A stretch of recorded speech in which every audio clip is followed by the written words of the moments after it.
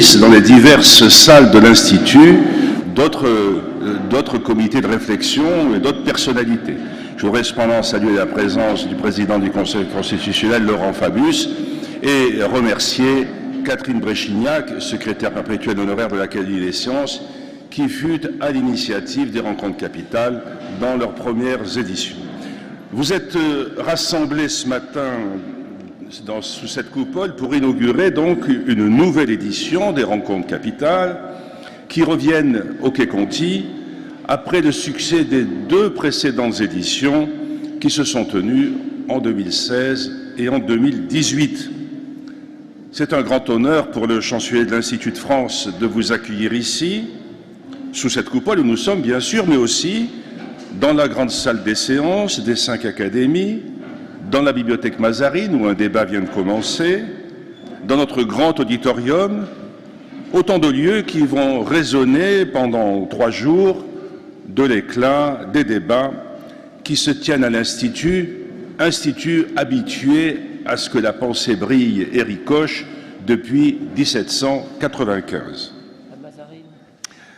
Depuis la dernière édition des rencontres de l'Institut, ce ne sont que 3 années qui se sont écoulées, mais je crois qu'elles nous paraissent à tous un siècle, tant cette crise que nous traversons a, en quelques mois, bouleversé nos existences, et tant nous avons appris sur nous, comme individus, mais aussi sur la société, sur la France, sur le monde. Dès lors s'imposait l'évidente nécessité de rassembler, au cœur de ce lieu de réflexion et de circulation des savoirs, les forces vives et pensantes de la nation, mais aussi, sur ce thème simple, réinventer, Catherine Bréchignac nous dira ensuite quel sens il faut donner à cette formule. Car face à ce faisceau d'évolution si rapide dont nous sommes tous les témoins, il s'agit aujourd'hui de prendre de la distance, de confronter les points de vue, les perspectives, les expériences, afin de mieux les comprendre et aussi de retrouver la possibilité de façonner le futur plutôt que de le subir. À cette vaste ambition, il fallait des discussions à la hauteur. Le programme, vous le conviendrez, permet, je crois, largement d'atteindre cet objectif. Le lieu choisi pour nous réunir, permettez-moi de le dire avec une certaine fierté, s'imposait aussi tout simplement. Un grand nombre d'entre vous sont familiers du palais de l'Institut, peut-être certains entrent-ils aujourd'hui pour la première fois sous cette célèbre coupole cependant. Elle est devenue le symbole de l'Institut, sa métonymie, on pourrait dire. Elle est célèbre, mais aussi méconnue. Trop nombreux sont ceux qui, d'une lointaine perspective, s'arrêtent à son aspect vénérable et rangent le Quai Conti dans la grande famille des monuments historiques au passé glorieux et dans lequel on se sent prisonnier. Les rencontres capitales prouvent évidemment le contraire. Très vite, vous allez percevoir que dans ces lieux, la vie intellectuelle est sans cesse animée. Prenez le temps de venir y flâner, de venir observer ce qui s'y passe. Vous allez percevoir le bourdonnement incessant des connaissances qui y circulent, qui s'y perpétuent, qui s'y renouvellent. L'Institut, certes, est un monument historique, mais c'est surtout un monument vivant. Dans le cœur bat sous cette coupole et irrigue chaque bâtiment, chaque salle de la sève du savoir. Chacun participe à cette animation.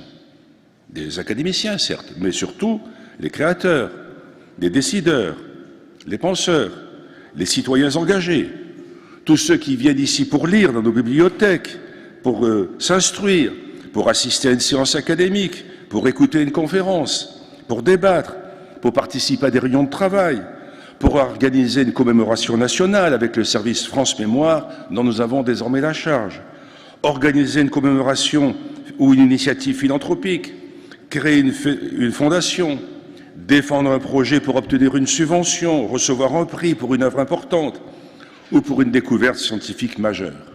C'est ça l'Institut de France, grâce à ses 470 académiciens qui représentent à haut niveau l'éventail entier du savoir et des arts, le juriste, le chimiste, l'archéologue, le sociologue, le physicien, l'historien, le sculpteur, l'ambassadeur, le chef d'entreprise, le chef d'orchestre.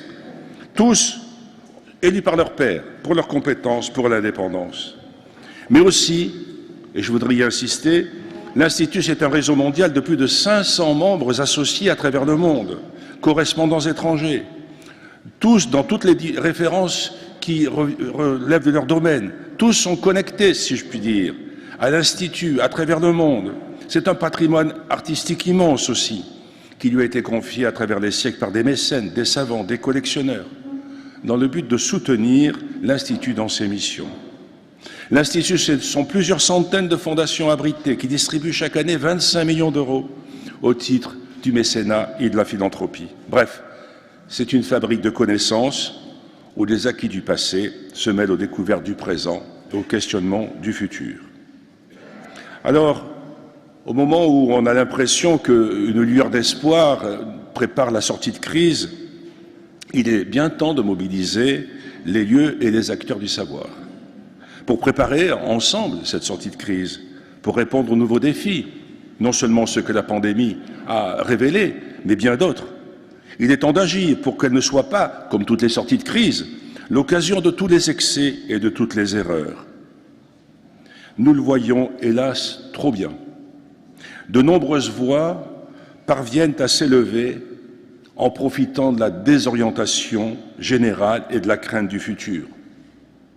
Ces demi-habiles, comme les appelait Pascal, se plaisent à répandre leur demi-science, leur raisonnement inachevé, simpliste, dénonciateur. Et hélas, ils trouvent un écho terrible sur les réseaux sociaux. Face à cela, l'opinion publique est souvent impuissante. Elle peine à lutter contre l'inquiétante polarisation du débat public, réduit à l'affrontement, à des raccourcis d'opinion. Et convenez que ça ressemble souvent à un combat de gladiateurs plutôt qu'à la célèbre disputatio chère à Cicéron. Ce sont des formes corrompues qui avilissent le débat public.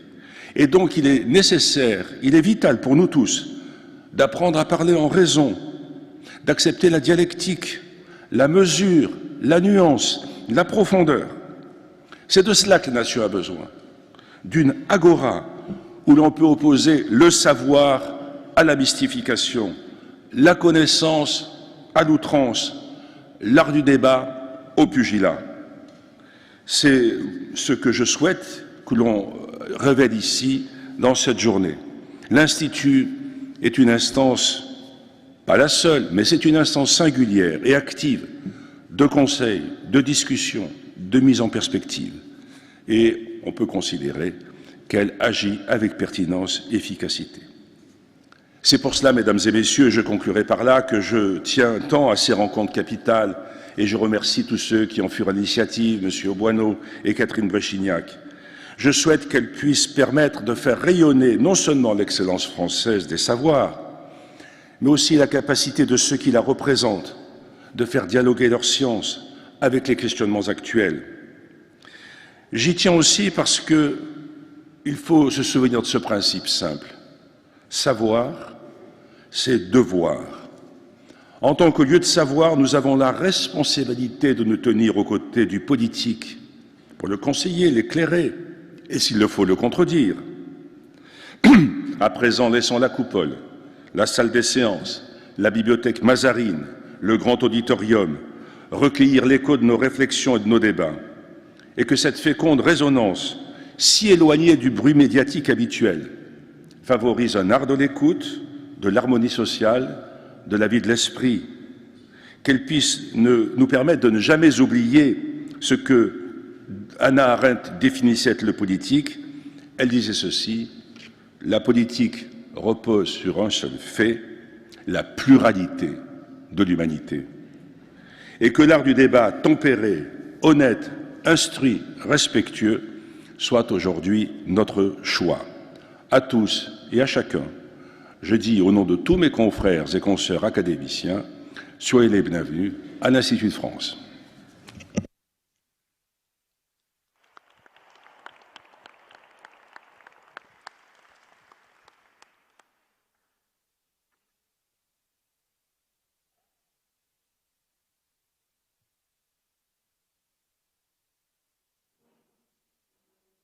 Haussmann. Oui, il faudra ranger les micros. Monsieur le chancelier, cher Xavier, mesdames et messieurs, merci, monsieur le chancelier, pour avoir ouvert toutes grandes les portes de l'Institut de France pour les rencontres capitales 2021 et surtout permis l'aide précieuse du personnel de l'Institut que je voudrais particulièrement remercier. Merci à Christian Auboineau, inventeur des rencontres, pour sa détermination, mais aussi sa patience, devant les multiples aléas qui ont surgi devant nous pendant la préparation de cet événement.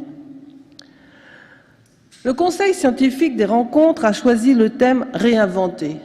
Pourquoi ce mot « réinventer » ? En parcourant Internet, les réseaux sociaux, en écoutant les médias, on rencontre très souvent le mot « transition ». Transition écologique, nous avons même un ministère qui porte ce nom, transition énergétique, transition économique, transition numérique, transition démographique. Qu'est-ce qu'une transition ? Une transition, c'est le passage d'un régime d'équilibre à un autre régime d'équilibre.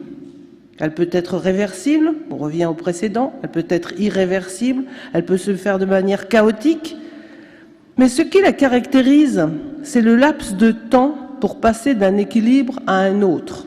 Et la société, qui était dans un certain équilibre, est en train de transiter vers un autre équilibre que nous espérons durable, enfin, pour un certain temps. Contrairement à la rupture, qui, elle, est instantanée et imprévisible. Durant le temps que dure la transition, au lieu de se laisser porter par le hasard, il nous est alors possible d'agir et d'influer sur ce que nous voulons faire des inventions récentes qui provoquent la transition. Sont-elles utiles pour l'humanité?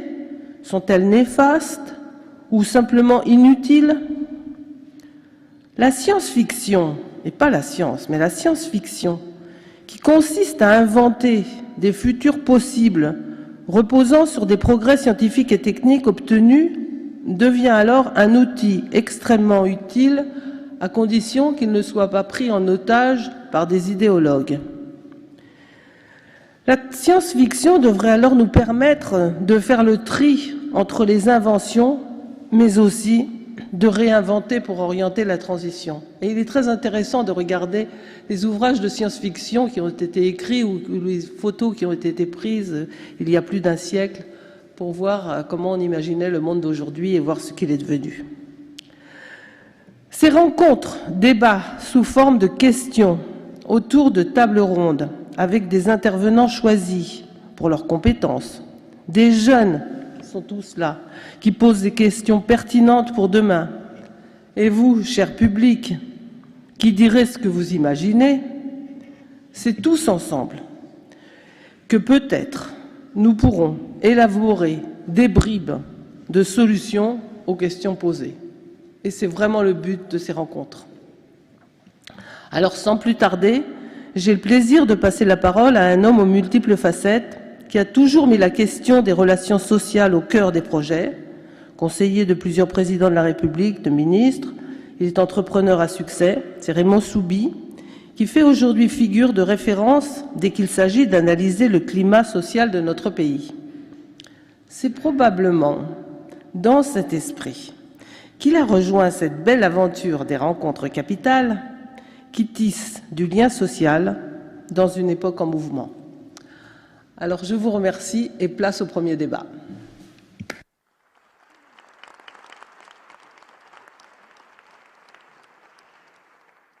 Monsieur le chancelier et Madame la secrétaire perpétuelle, je voulais d'abord, au nom de tous, de vous remercier de l'initiative de l'Institut de France, dans un moment où les esprits sont troublés, de créer une enceinte dans laquelle les opinions s'expriment, les experts disent leurs pensées et tentent d'apporter un peu de clarté dans un monde assez indistinct, pour ne pas dire obscur. Le Covid a été un choc énorme, et d'ailleurs méconnu antérieurement. Il a eu par lui-même des effets évidents. Par exemple, le télétravail, par exemple, ce qu'on appelle quelquefois la grande démission, à savoir que des personnes qui étaient au travail, qui avaient leur travail, dans les périodes de confinement, se sont dit, est-ce que c'est ça vraiment ma vie? Est-ce que ça doit être encore ma vie? Et ont décidé que ce ne serait plus leur vie. De là, beaucoup de problèmes, d'ailleurs, de recrutement en France et aux États-Unis sur ces sujets. Alors, toutes les tables rondes vont débattre de ces thèmes-là, de l'impact direct, immédiat et aujourd'hui perceptible du Covid, de voir en quoi le Covid va être aussi un révélateur ou un amplificateur d'une série de problèmes que nous connaissons et qui existent dans la société française depuis le, comment dirais-je, je cherche un substantif, depuis le dérèglement de la démocratie représentative, qui au fond contesté dès lors que l'on conteste les outils, partis, etc., qui en font quand même l'ossature, de la démocratie sociale, parce que, puisque nous sommes entre nous, nous savons bien que les organisations syndicales en France ne vont pas bien, et vont beaucoup moins bien aujourd'hui qu'elles le sont allées. Et ça, c'est inquiétant. Plus tous les autres problèmes de la société française. Et donc, s'arrêter là-dessus, réfléchir, et distinguer le bon grain de l'ivraie est utile, parce que nous sommes naturellement dans une société de réseaux sociaux, et heureusement en un sens. Et trop d'informations tue l'information. Trop d'informations biaisées tue vraiment cette possibilité de croire de manière sûre. Et grand merci à l'Institut de France d'avoir, par ces journées, permis d'y voir plus clair et peut-être de se tromper un peu moins. Je me mets un an en arrière. Il se trouve que je participais à une très noble instance, enceinte, beaucoup moins noble que l'Institut de France, mais enfin qui considère elle-même que... Bon, et il y avait des intervenants éminents, dont certains d'ailleurs sont parmi nous aujourd'hui même. Et de quoi parlait-on? Le Covid était déjà là, de ce que serait l'année suivante, 2021. Catastrophe absolue, désastre économique, chômage massif. J'ai moi-même ajouté une pincée sur ces horreurs qui s'abattaient sur l'assistance. Qu'est-ce qui se passe aujourd'hui? Nous voyons ce qui se passe, ce n'est pas ça. Et donc l'imprévisibilité est un élément du constat que nous devons avoir. Je ne veux pas, en 5 minutes, essayer de synthétiser le nombre important d'experts qui, aujourd'hui, demain, après-demain, vont travailler sur ces sujets. Et encore une fois, merci à l'Institut de France d'avoir permis cela et de permettre encore ainsi de rayonner encore plus. Merci, Madame la secrétaire perpétuelle.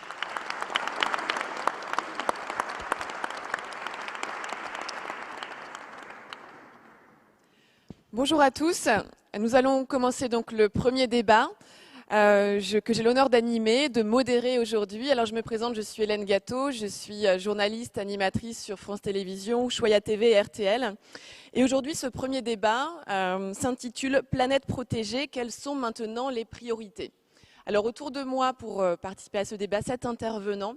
À ma droite, Monsieur Laurent Fabius, le président du Conseil constitutionnel, Philippe Mauguin, le président de l'INRAE, Valérie Masson-Delmotte, paléoclimatologue, et à ma gauche, Jean-Marc Jancovici, ingénieur climat et énergie, Jean Jouzel, climatologue et ancien vice-président du GIEC, Monsieur Bruno David, président du Muséum d'histoire naturelle, et Romain Troublé, directeur de la Fondation Tara Océan.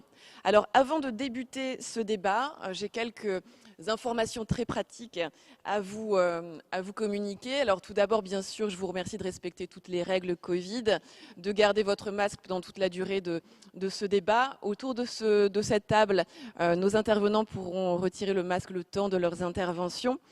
J'aurais dû vous dire de respecter une place sur deux, mais vous êtes extrêmement nombreux aujourd'hui à assister à ce débat, donc félicitons-en nous.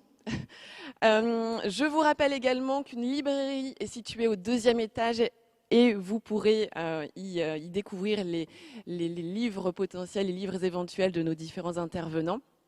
Un grand merci également à tous les partenaires de ces rencontres capitales qui les permettent. Et puis, vous êtes ici nombreux en présentiel, mais sachez que les débats sont également retransmis en direct, en streaming sur le site rencontrecapital.com. N'hésitez pas à faire passer le message à toutes les personnes qui n'auraient pas pu se rendre disponibles aujourd'hui. Et sachez qu'il y a plus de 500 personnes qui sont inscrites à ce débat et qui viennent bien compléter la présence de vous tous aujourd'hui.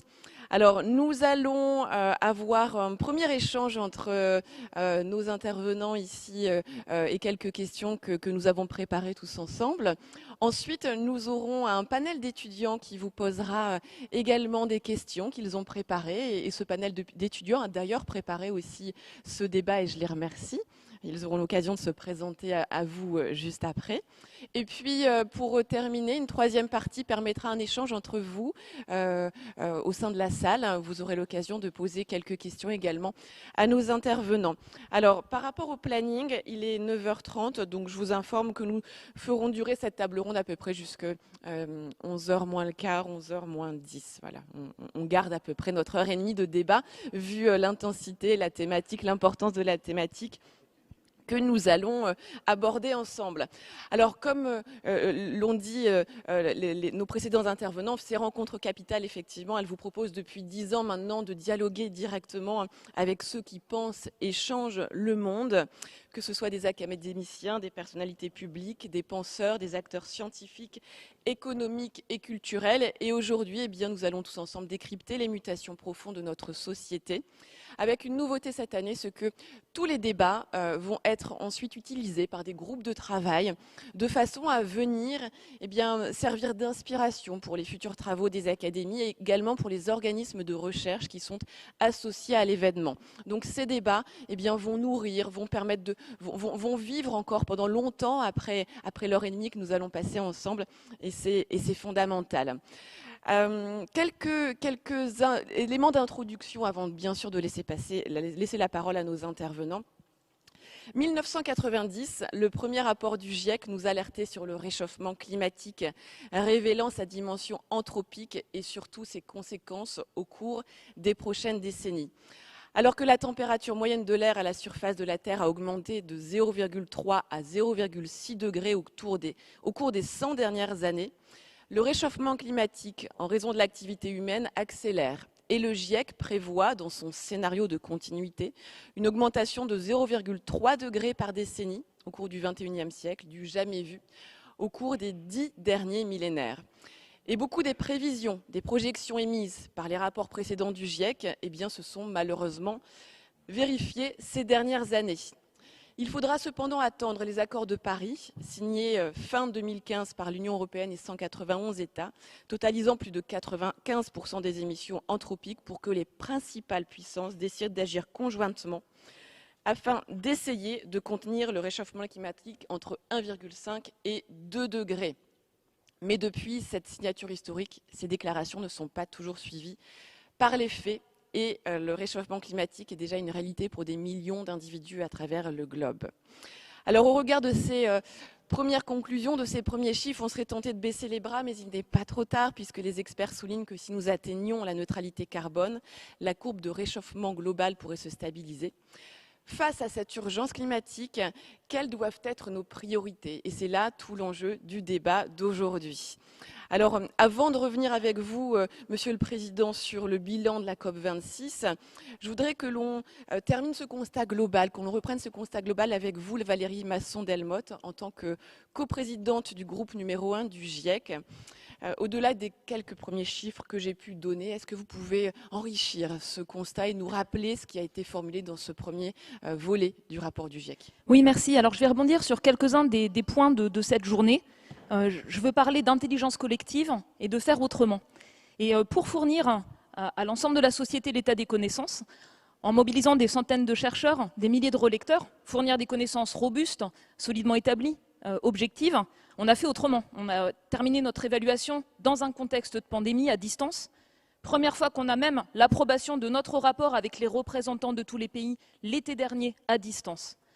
Et on a réussi à le faire alors que beaucoup le pensaient impossible. Alors, quels sont les constats? Premier constat, des changements climatiques qui sont généralisés, rapides, qui s'intensifient, avec par exemple une accélération du rythme de montée du niveau des mers.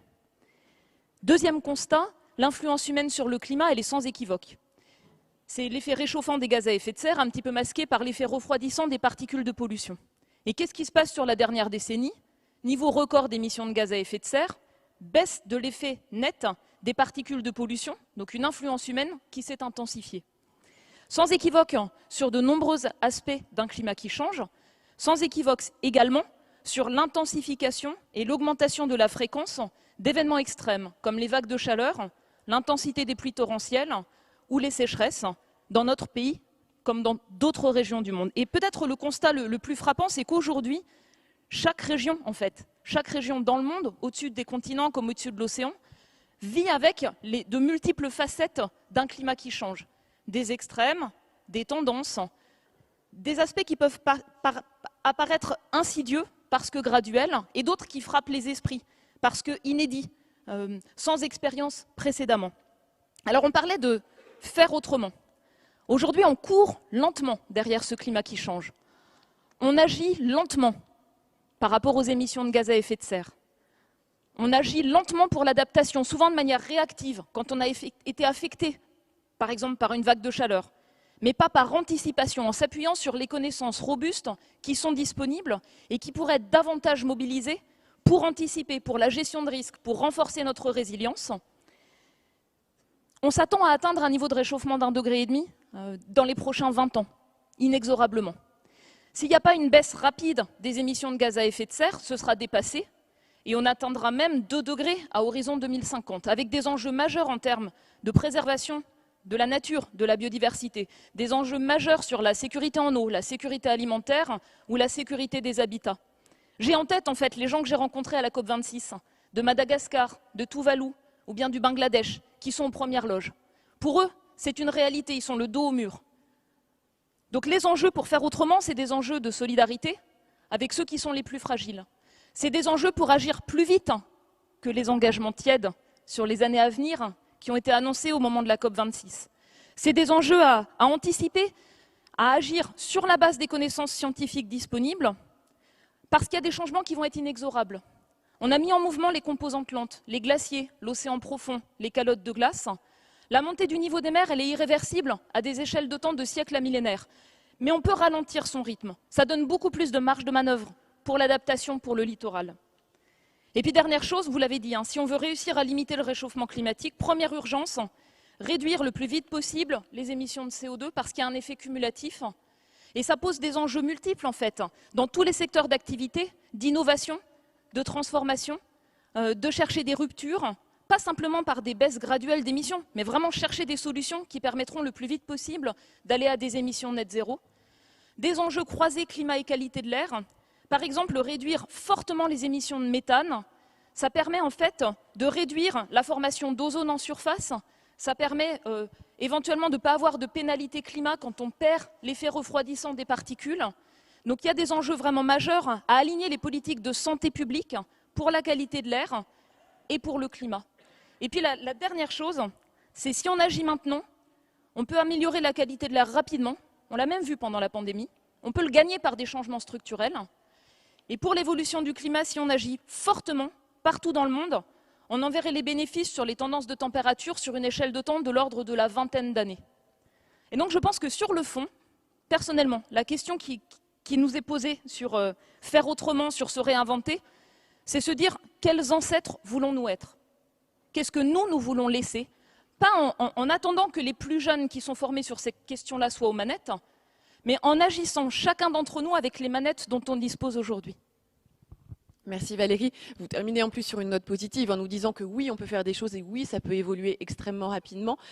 Cette note positive, elle vient peut-être, Monsieur le Président, je veux dire, en contradiction avec ces accords de Glasgow qui, on l'entend un petit peu partout, sont décevants. On dit que c'est du blabla, pour ne pas dire du bullshit. Que ressort-il clairement de cet accord et quel est, entre nous, ici, votre sentiment, Monsieur Laurent Fabius? Vous dites-vous que vous n'avez pas finalement frappé assez fort avec votre marteau en 2015 et que finalement, aujourd'hui, il n'y a pas eu assez de prise de conscience encore et l'engagement est difficile?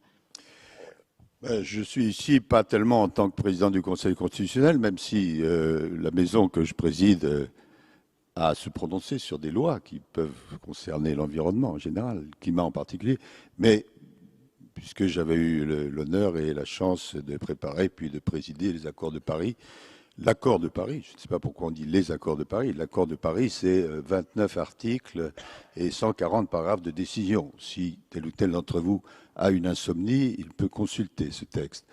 Mais ce texte c'est la référence mondiale, reconnu par tout le monde, puisque tout le monde a signé.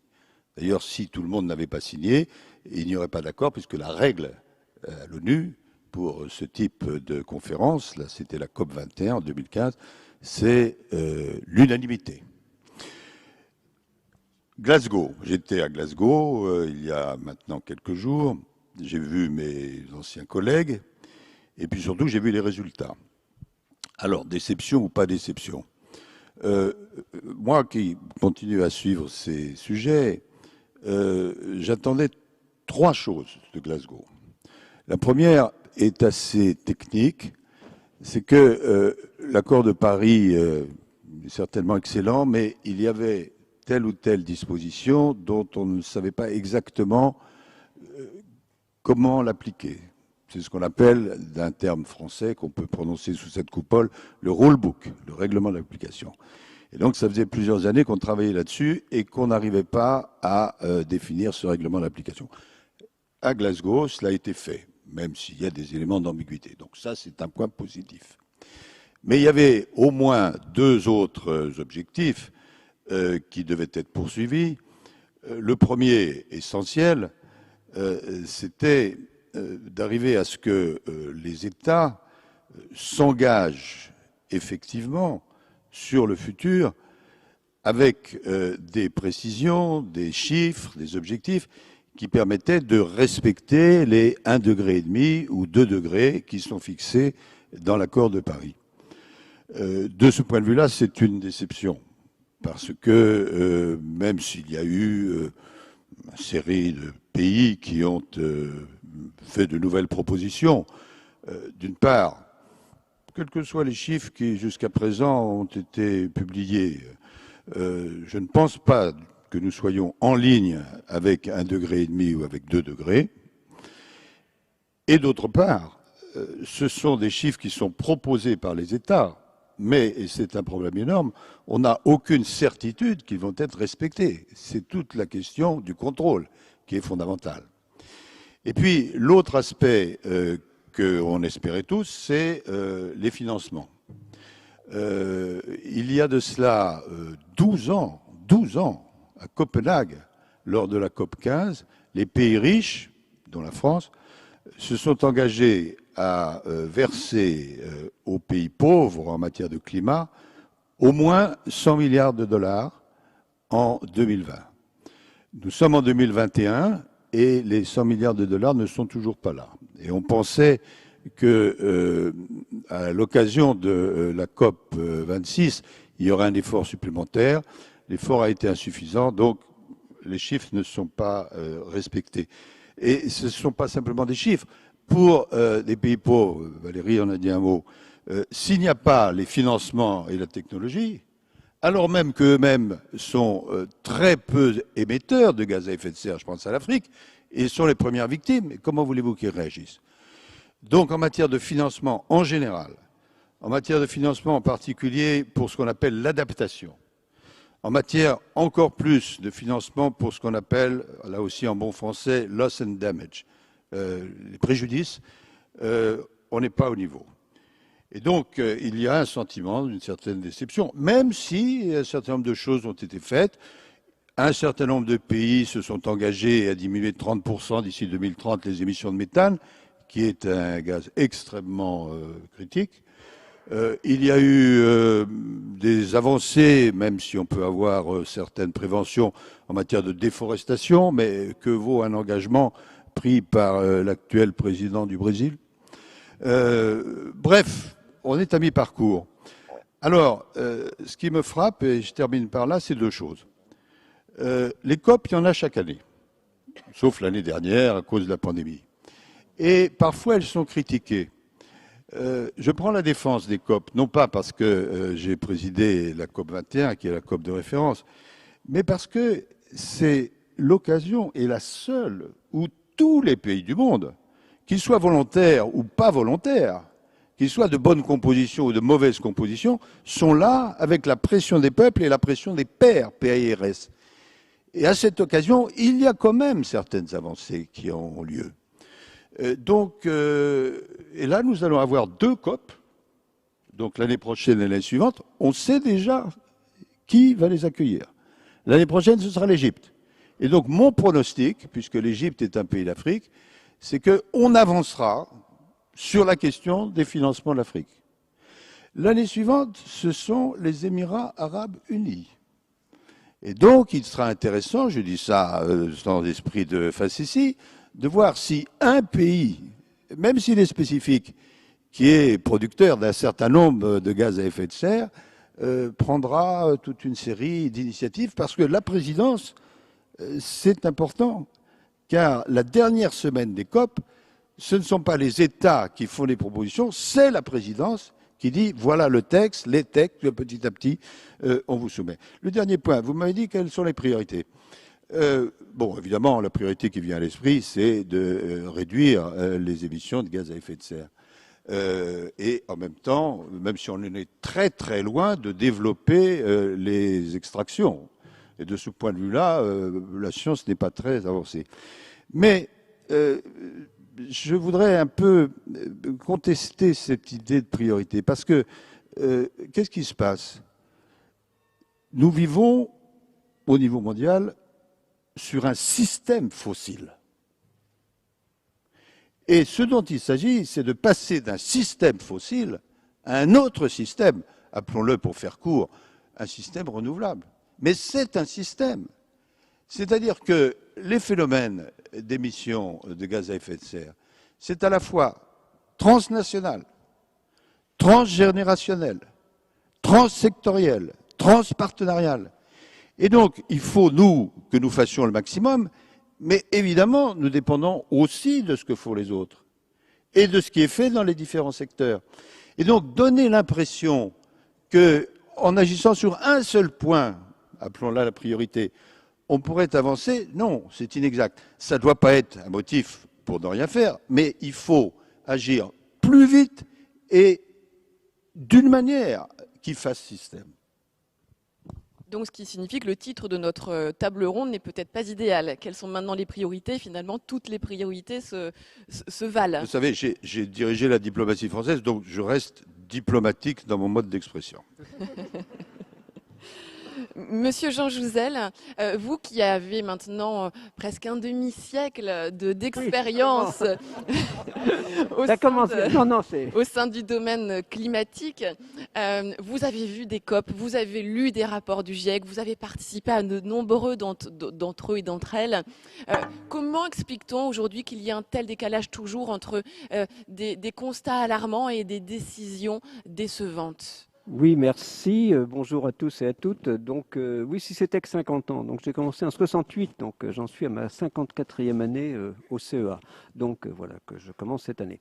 J'ai eu effectivement l'opportunité, je ne sais pas dire la chance, de participer au GIEC depuis 1994. Donc j'en ai été vice-président du groupe scientifique, donc ce même groupe dont Valérie est désormais coprésidente, donc je l'ai été pendant une dizaine d'années. Et en parallèle, alors pas au niveau de Laurent Fabius, hein, mais j'ai eu la chance disons, j'ai participé à c'est ma 20e COP, hein, voilà, donc disons à chaque fois avec la délégation française. Donc ma réflexion, moi, enfin par rapport à la question posée, d'abord un point qui m'a semblé très important, c'est la confiance enfin accordée à la communauté scientifique. Il y a une chose qui s'est passée de différent entre Paris et Glasgow. À Paris, nous parlions de 2 degrés. À Glasgow, nous parlons d'1,5 degré. Et c'est assez différent. Et c'est grâce au rapport 1,5 degré dont Valérie a été vraiment une des architectes de 2018. Il faut bien voir que la science a avancé. Nous sommes 3 ans après, disons, dans l'accord de Paris. 2050 n'était pas cité. Donc dans l'accord de Paris, quand on parle de... Ouais, je vais peut-être enlever le masque. Disons, quand on parle de l'accord de Paris, il n'y avait pas, on parlait de neutralité carbone dans la deuxième partie du XXIe siècle. C'est effectivement ce rapport de 2018 qui a, disons, associé d'une certaine façon la neutralité carbone en 2050 à cet objectif 1,5 degré dont nous savons, et Valérie répète souvent à juste titre qu'un demi-degré ça compte, eh bien que cet objectif, il faudrait tout faire pour le respecter.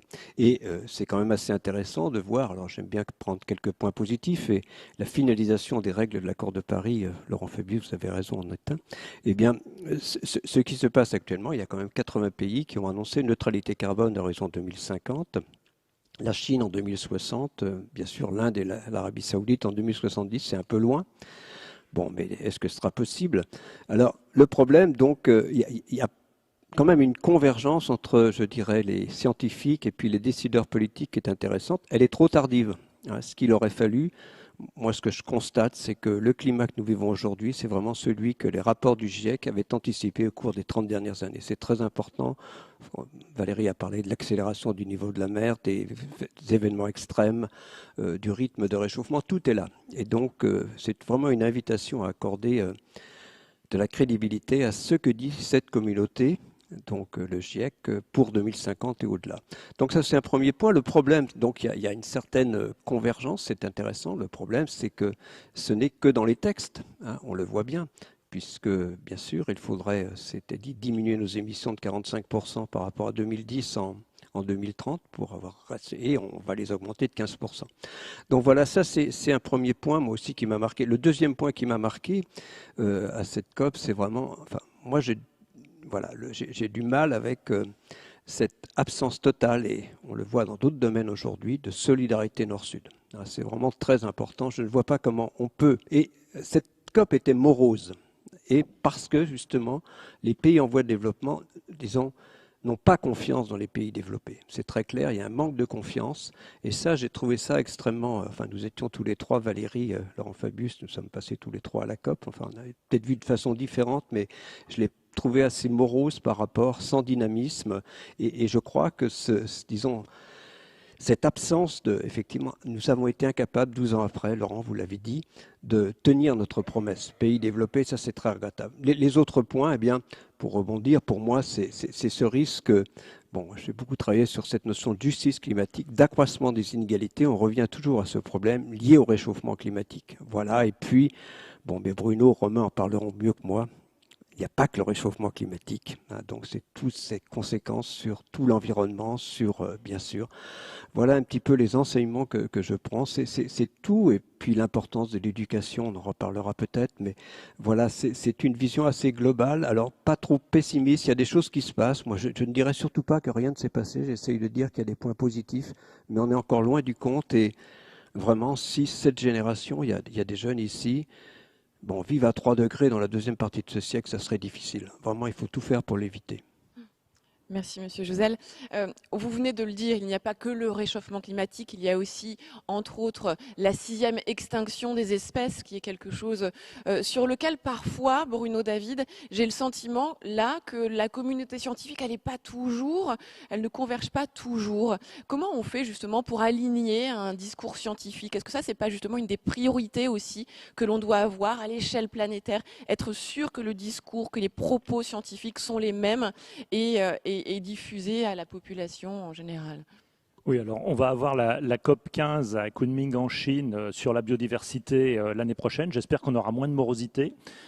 Pour le moment, on peut encore l'espérer, vu que la COP n'a pas eu lieu. Oui, parler de biodiversité et parler du terme de 6e extinction, la question c'est de savoir si ce terme c'est un mythe ou si c'est une réalité.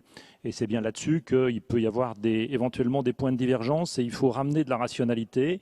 Ramener de la rationalité, ça veut dire comment est-ce qu'on peut se situer sur une trajectoire. On a une trajectoire aussi qui concerne le climat, qui concerne la biodiversité. Les deux sont liés d'ailleurs, on en parlera éventuellement tout à l'heure. Comment est-ce qu'on se positionne sur ce type de trajectoire? Est-ce que la question c'est mythe ou réalité d'une crise?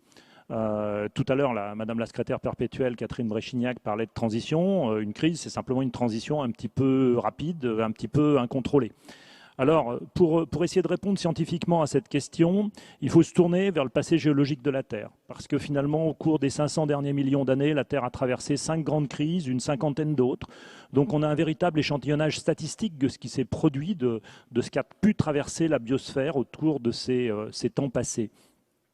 Alors, il y a deux façons de voir les choses à partir de là, et c'est pour ça qu'il y a des points de divergence. On peut considérer les choses de manière statique et se dire, même le rapport de l'IPBES, donc l'équivalent du GIEC pour la biodiversité, en 2019, nous dit qu'il pourrait y avoir 500 000 à 1 million d'espèces qui disparaissent. On estime qu'il y a un peu plus de 10 millions d'espèces sur la planète, sans doute même encore un peu plus, donc ma foi, on est autour de 10% d'extinction, peut-être 15%. Et les grandes crises du passé, c'est 80-90% d'extinction, donc ma foi, mais tout va bien, mais pourquoi se préoccuper de ça ? Il n'y a pas de raison. On est encore loin du mur, en quelque sorte. Et là, on a une vision statique. Maintenant, si on regarde une vision de manière un petit peu plus dynamique, en termes de pourcentage d'extinction et en termes de vitesse d'extinction, les grandes crises du passé, c'est 80% d'extinction en 1 million d'années. Mais si on extrapole les taux d'extinction actuels et les taux de déclin d'espèces actuels sur 1 million d'années, je l'ai fait pour les mammifères, on est à 8000%. Donc on va 100 à 1000 fois plus vite. Alors certes, je suis en train de vous tromper un petit peu, puisque je fais une comparaison entre une vitesse instantanée et une vitesse moyenne sur 1 million d'années. Mais même si je m'étais trompé d'un facteur 100, ce qui est absolument gigantesque, on est sur la trajectoire d'une grande crise du passé. Et il y a un deuxième paramètre qui est important dans ce domaine, c'est que si on regarde les mécanismes à l'œuvre, les crises du passé, contrairement à l'image qu'on a d'une météorite qui tombe sur la Terre et qui va tuer les dinosaures, le pauvre dinosaure, il regarde vers le sommet de la coupole, là, il se dit ça va me tomber sur la tête. C'est pas comme ça que ça s'est produit. Ça s'est produit par des déclins d'abondance, c'est-à-dire qu'il y avait de moins en moins d'individus au sein de chaque espèce et que progressivement, au bout d'un déclin d'abondance, il y a effectivement une extinction. Et les mécanismes qu'on a aujourd'hui, c'est 30% ou 40% d'oiseaux en moins dans les plaines agricoles. C'est moins d'insectes, c'est moins de mammifères ordinaires. C'est toute une série d'espèces ordinaires qui déclinent sans pour autant qu'on marche sur des cadavres dans les rues, dans les chemins ou dans les campagnes. Et on est donc sur les mêmes mécanismes. Et ça doit nous inquiéter aussi un petit peu, mais ça veut dire que scientifiquement, il y a un consensus pour dire que nous sommes sur la trajectoire d'une grande crise. C'est une réalité scientifique qu'on ne peut pas contester. Par contre, on est au début de cette trajectoire, mais on s'y engage très vite. Et puis la biodiversité, elle est résiliente, pour terminer par une note d'optimisme, comme l'a fait Valérie tout à l'heure.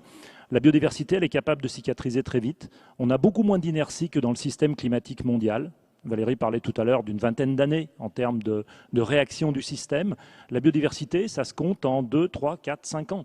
Si on replante des haies dans la Beauce et dans la Brie, on va avoir des résultats relativement rapidement et ça sera efficace. Donc il faut se retrousser les manches, il faut y aller. La situation est sérieuse, mais il n'est pas trop tard pour agir si on agit assez rapidement dans ce qui concerne la biodiversité. Et puis bien sûr, biodiversité et climat étant liés, il faut trouver des solutions gagnantes-gagnantes, mais ça on sait faire et on sait où il y a des pistes d'amélioration. Si on reste sur cette thématique de la biodiversité, Bruno David, vous, comment, à votre avis, peut-on définir les priorités, justement? Est-ce qu'on peut les définir? Alors, je vais rejoindre Laurent Fabius. J'ai essayé d'échapper aux priorités, oui. D'abord, il y a un point important qu'il faut prendre en compte, je pense, et c'est valable aussi bien pour le climat que pour la biodiversité. Il y a un sujet d'acceptabilité sociale. On ne peut pas faire des choses sans qu'elles soient acceptables par le corps social. Et ça, ce n'est pas forcément facile. Ça part à partir de constats, de convictions, d'essayer de montrer que la situation demande que l'on fasse quelque chose, mais il ne faut pas demander à tout le monde les mêmes efforts, parce qu'on n'est pas tous dans les mêmes situations. Donc il faut passer par ce stade d'acceptabilité sociale. Ça veut dire deux choses. Ça veut dire d'abord que ce n'est pas une affaire, ces sujets-là ne sont pas qu'une affaire de spécialistes. Il faut aussi s'entourer de sciences humaines et sociales. On a besoin d'économistes, on a besoin de sociologues, on a besoin de philosophes qui nous aident à poser les questions, qui nous aident à les aborder. Donc c'est important d'avoir aussi des sciences humaines et sociales dans la manière de traiter les choses. Il n'y a pas que des biologistes comme moi ou comme d'autres personnes qui m'entourent, ou des climatologues qui doivent aborder ces questions, même s'ils sont très importants évidemment dans le sujet. Ça pose la question du consumérisme. En d'autres termes, ce n'est pas parce que j'aurai les moyens, alors ce qui n'est pas le cas, d'avoir un jet privé que je dois me l'acheter et l'utiliser. Vous voyez à quoi je fais référence à propos de la COP26. Donc ce n'est pas parce que j'ai les moyens de faire cela qu'il faut que je le fasse, mais ça pose la question à d'autres échelles. Parce que quand on parle de jet privé, je pense qu'il y a peu de personnes dans la salle qui ont un jet privé, donc même pas du tout, je pense. Donc ça fait un peu sourire. Mais on peut se poser la même chose pour le pantalon qu'on a sur nous. On peut se poser la même chose pour la paire de chaussures, on peut se poser la même chose pour beaucoup de choses. Et donc ça pose vraiment une question de consumérisme et de consumérisme collectif. Donc ça pose une question de modèle social, qui était évoqué tout à l'heure. Et puis après, les priorités. Alors les priorités, je vais vous paraître presque paradoxal, mais on a des ressources qui sont limitées. Donc le sujet, c'est où est-ce qu'on alloue ces ressources? À quoi alloue-t-on ces ressources? Pour moi, l'effort, il est à porter là où les situations sont les pires. Parce qu'on dit on va faire des grandes aires protégées, on va protéger 30% de la surface de la Terre, c'est très bien. Et puis quand on fait ça, on pense plutôt à des zones de l'océan un petit peu éloignées, on pense à des récifs de coraux en Polynésie, mais Romain Troublé en parlera tout à l'heure. On peut penser à de la forêt équatoriale, on pense à des choses comme ça. Mais on a déjà là des écosystèmes qui ne sont pas en trop mauvais état, enfin sous réserve que le président actuel du Brésil ne brûle pas la forêt équatoriale à une vitesse grand V.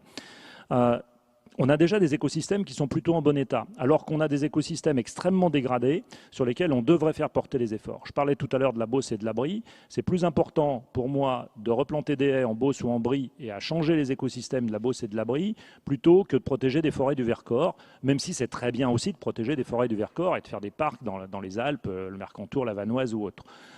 Donc faisons des efforts, allouons nos ressources là où les marges de progrès finalement sont les plus importantes. Les marges de progrès potentielles sont les plus importantes parce que c'est là finalement qu'on aura le maximum de bénéfices entre guillemets de nos efforts. Et puis pour la biodiversité, encore une fois, elle est résiliente. Si on fait des efforts ici et maintenant, on en verra aussi les résultats ici. Ce n'est pas dilué dans un système global comme le climat. C'est pas péjoratif, c'est simplement que c'est comme ça, que le climat fonctionne comme ça. La biodiversité, elle est chez nous, entre guillemets. Alors, on peut faire des efforts chez nous, et il faut les faire chez nous, à commencer par chez nous, puis après, on convaincra les autres aussi. Merci Bruno David. Alors justement, je me tourne maintenant vers vous, Philippe Mauguin. Vous avez parlé de biodiversité. Une des priorités, ça va être d'assurer la sécurité alimentaire d'une population qui est toujours en croissance. Comment on fait pour assurer cette sécurité alimentaire sans avoir trop d'atteinte sur la biodiversité? Comment justement on priorise, encore une fois? Oui, c'est effectivement un enjeu englobant qui va dans le sens de ce que disait Laurent Fabius, c'est-à-dire on a besoin d'avoir une approche systémique dans tous les secteurs, et évidemment le secteur de l'alimentation n'y échappe pas. C'est un secteur où on va avoir l'impact du climat, du dérèglement climatique, l'impact de l'effondrement de la biodiversité, l'impact de l'artificialisation des sols.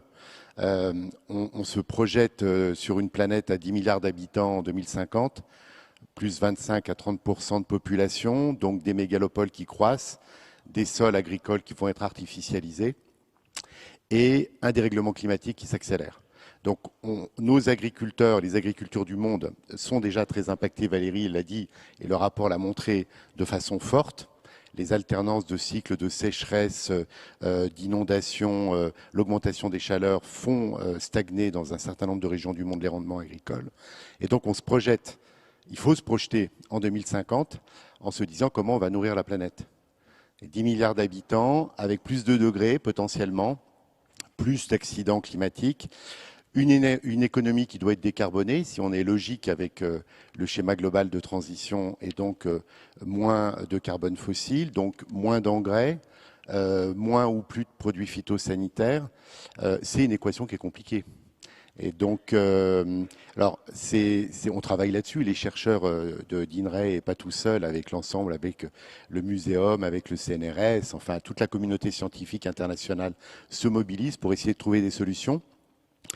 On a aujourd'hui dans le monde, malgré les progrès agronomiques des 50 dernières années, 850 millions de personnes qui sont en insécurité alimentaire. On a triplé l'offre alimentaire en 50 ans et on est encore à 850 millions de personnes qui manquent, qui sont en insécurité. Donc c'est quand même un sujet. Ce n'est pas qu'une question de rendement agronomique, c'est des questions de politique publique, d'accessibilité évidemment. Mais c'est quand même une préoccupation et donc on va avoir ce challenge à relever. C'est un vrai défi. Moi je pense qu'il y a des solutions. Heureusement, aussi, on est à la fois dans le pessimisme de la raison et l'optimisme de la volonté. Il y a des solutions, il va falloir combiner tous les leviers, probablement, si on veut nourrir la planète. Faire reculer le gaspillage alimentaire et les pertes. On a quand même encore 30% des produits de l'agriculture du monde, notamment dans les pays du Sud, qui sont perdus à la sortie du champ, faute d'infrastructures de stockage, faute de logistique, faute d'organisation de filières. Les bailleurs de fonds internationaux ont pour le moment pas traité le sujet. L'agriculture n'est pas une priorité encore, ni de la Banque mondiale, ni du FMI, ni des bailleurs de fonds. Donc il faut que ça remonte dans l'agenda, sinon on n'y arrivera pas. Il faut aussi limiter le gaspillage alimentaire dans les pays du Nord. Là, les 30% qu'on perd, on les perd plutôt en aval de la filière, au niveau des consommateurs, de la grande distribution. Donc il y a des politiques qui s'engagent, mais on n'est pas allé encore assez loin. Ça, c'est le premier axe. Le deuxième axe, évidemment, c'est la transition agroécologique. C'est comment on va pouvoir, au minimum, maintenir les rendements avec moins d'engrais minéraux, avec moins de produits phytosanitaires, si possible les augmenter. Des solutions basées sur la nature, il y en a, heureusement, c'est ça quand même aussi la bonne nouvelle, mais ça ne suffira pas. Et le troisième levier, ça va être le rééquilibrage des régimes alimentaires. Si toute la planète consomme autant de produits carnés que les États-Unis, le Mexique et l'Europe, on n'y arrivera pas. Donc il y a bien un enjeu de rééquilibrage des régimes alimentaires. Ça vaut pour la production de méthane, pour l'utilisation des surfaces cultivées. C'est possible, mais c'est évidemment terriblement compliqué parce que l'alimentation, c'est quelque chose d'éminemment culturel, de social. On ne décrète pas par des lois une évolution des régimes alimentaires, que ce soit dans nos pays ou que ce soit dans les pays du Sud. Donc voilà, c'est les trois leviers sur lesquels il faut jouer. Après, voilà, on peut être optimiste. Il y a des solutions sur lesquelles on travaille qui permettent de combiner la protection de la planète et la santé des populations. La durabilité, je prends un seul exemple pour finir peut-être. On travaille sur les légumineuses, les protéagineux. Ça permet de mieux couvrir les sols, d'apporter de l'engrais naturel dans les sols à la place des engrais minéraux. Ça limite l'utilisation des herbicides. Ça peut donner de l'autonomie à nos élevages en termes d'alimentation animale. Et ça évite d'importer du soja et de déforester l'Amazonie comme ça s'est passé ces 30 dernières années, et c'est bon pour la santé. Donc il y a des solutions que la recherche est en train de développer. Merci Philippe Mauguin. Alors vous l'avez évoqué, donc il va falloir changer notre régime alimentaire pour participer à cette révolution agricole, changer également la face consumériste de notre société. Là je me tourne vers vous Jean-Marc Jancovici. Pour vous, les changements, une des priorités, c'est avoir véritablement un changement drastique de nos comportements, de notre société, de la façon dont notre société fonctionne. Mais comment faire et comment faire adhérer la population ? Alors la mauvaise nouvelle, c'est que nous n'aurons pas de changement drastique de notre comportement, puisque nous sommes câblés, là je parle sous le contrôle de mon voisin, pas de droite, mais d'après, nous sommes câblés en étant le résultat d'une évolution depuis l'apparition de notre espèce, qui fait que nous sommes comme nous sommes. Dans les temps anciens, il ne fallait pas se poser pendant 3 ans la question de savoir si c'était mauvais pour la biodiversité, avant d'éradiquer un prédateur qui s'apprêtait à nous boulotter, ou avant d'en éradiquer un autre qui s'apprêtait à boulotter alors nos récoltes, ça c'est plus récent. Donc en fait, on est fait comme on est fait, et il se trouve que la manière dont nous sommes constitués fait passer le présent avant le futur lointain, parce que encore une fois, dans les temps anciens, le futur lointain, c'était pas un problème, alors que le présent était un problème. Et donc on ne changera pas ça. Donc la seule manière d'aller de l'avant, c'est de rendre désirable l'évolution que notre cortex considère comme souhaitable. Mais au moment où on passe à l'action, c'est pas notre cortex qui est aux manœuvres. C'est nos désirs, c'est nos souhaits, c'est nos pulsions, c'est nos envies. Et on ne met pas en équation un certain nombre de grandes choses qui nous animent et qui continueront à nous animer demain. Donc la question du passage à l'action, elle n'est pas un problème scientifique, au sens où la science éclaire le cadre dans lequel il faut qu'on agisse, mais elle ne donne pas la clé de l'action. C'est pas là que ça se passe. Donc le défi qui reste à relever, c'est celui d'incarner quelque chose qui résout le problème qui est posé, tout en offrant des satisfactions de court terme. Alors je vais prendre quelques exemples de satisfaction de court terme qu'on peut tenter d'avoir quand on passe à l'action. La première, c'est de se sentir utile. Il y a quelque chose qui est important pour les bipèdes que nous sommes. Il y a beaucoup de gens, par exemple, qui aiment bien avoir un métier qui fasse sens. Un métier qui fasse sens, ça veut dire que l'argent qu'ils gagnent, c'est pas le seul truc qui compte. Ce qui compte, c'est le fait qu'ils se sentent utiles, qu'ils soient intégrés à des gens qu'ils ont envie de voir le matin à la machine à café, qu'ils n'aient pas envie de tirer la tronche en arrivant là où ils travaillent. Voilà, donc la deuxième chose qui est importante, c'est qu'on est des animaux grégaires, donc on aime bien s'inscrire dans un truc collectif. Donc demander aux gens de passer à l'action chacun dans leur coin, c'est un truc qui est très difficile. Donc il faut que cette action, elle s'incarne dans des choses qui sont collectives, dans des associations, dans des entreprises, dans des groupes locaux, etc. La troisième chose qu'il faut faire, c'est ça le défi, c'est qu'il faut trouver un bénéfice de court terme quand sur le plan matériel, il y a moins. Alors, j'en sais rien, je vais prendre je ne sais pas si vous avez déjà vu ce film avec Romain Duris là, qui parle d'une colocation en Espagne. Eh bien, la colocation, c'est avoir moins. C'est-à-dire que chacun n'a pas sa salle de bain, chacun n'a pas sa cuisine, chacun n'a pas, etc. Vous êtes obligé de partager, de vous engueuler parce que quelqu'un vous a boulotté votre pot de je sais pas quoi dans le frigo. Enfin bon, bref. Mais ça a aussi des avantages. Ça vous offre par construction une vie sociale. Ça vous offre le fait quand vous, voilà, donc il y a des gens qui aiment bien ça. Donc ça, c'est une forme de sobriété qui a des contreparties. C'est une forme de sobriété. On a moins d'espace habitable par personne que si on était seul en studio. Mais ça offre des contreparties et en fait, il faut se focaliser sur ces contreparties là si on veut la trouver sympathique. Autre exemple, pour les personnes qui, en zone urbaine, parce qu'évidemment au fin fond de la Creuse c'est plus compliqué, se mettent à passer au vélo, si vous leur vendez ça comme moins de tout un tas de trucs, ils vont pas y aller. Si vous leur dites vous serez moins, alors là pour le coup c'est un moins qui est intéressant, moins stressé, vous allez faire un peu d'exercice, vous serez plus détendu, vous n'aurez pas le problème de trouver une place pour vous garer, etc. Ça peut passer. Donc il va falloir, c'est ça le défi. En fait, c'est que là où je suis d'accord, même si j'aime pas toujours les porteurs de cette expression, avec l'idée que l'écologie punitive, c'est pas une bonne idée, c'est que nous sommes des animaux faits de chair et de désir et on ne nous vend pas de la privation. Très compliqué, ça marche pas bien. Donc le défi, encore une fois, c'est de rendre... Alors j'aime pas non plus l'idée de la sobriété heureuse au sens de slogan simpliste. C'est pas si simple que ça de vendre de la sobriété parce qu'on est des animaux accumulatifs. Mais j'insiste, le défi, il est vraiment là-dedans. Et je vais reprendre le mot de système et de cohérence qui a été présenté tout à l'heure. Aujourd'hui, les constructions qui ont été proposées pour résoudre le problème, c'est là que le bât blesse jusqu'à maintenant, c'est-à-dire qu'elles ne sont généralement pas cohérentes. Par exemple, la croissance verte, c'est un truc qui est incohérent. Ça ne peut pas exister, la croissance verte. Et ça n'existera pas, du reste. Donc, elles ne sont pas cohérentes ou elles ne sont pas systémiques. Par exemple, déployer à large échelle des innovations technologiques dans un monde qui a de moins en moins d'énergie, c'est un sujet qui n'est pas du tout évident. Parce que justement, pour déployer à large échelle de l'innovation technique, il faut de l'énergie. Il faut de l'énergie, il faut fabriquer les objets et les diffuser rapidement. Dans un monde sobre en énergie, la rotation du capital se ralentira. La diffusion de la pénétration du progrès technique se ralentira.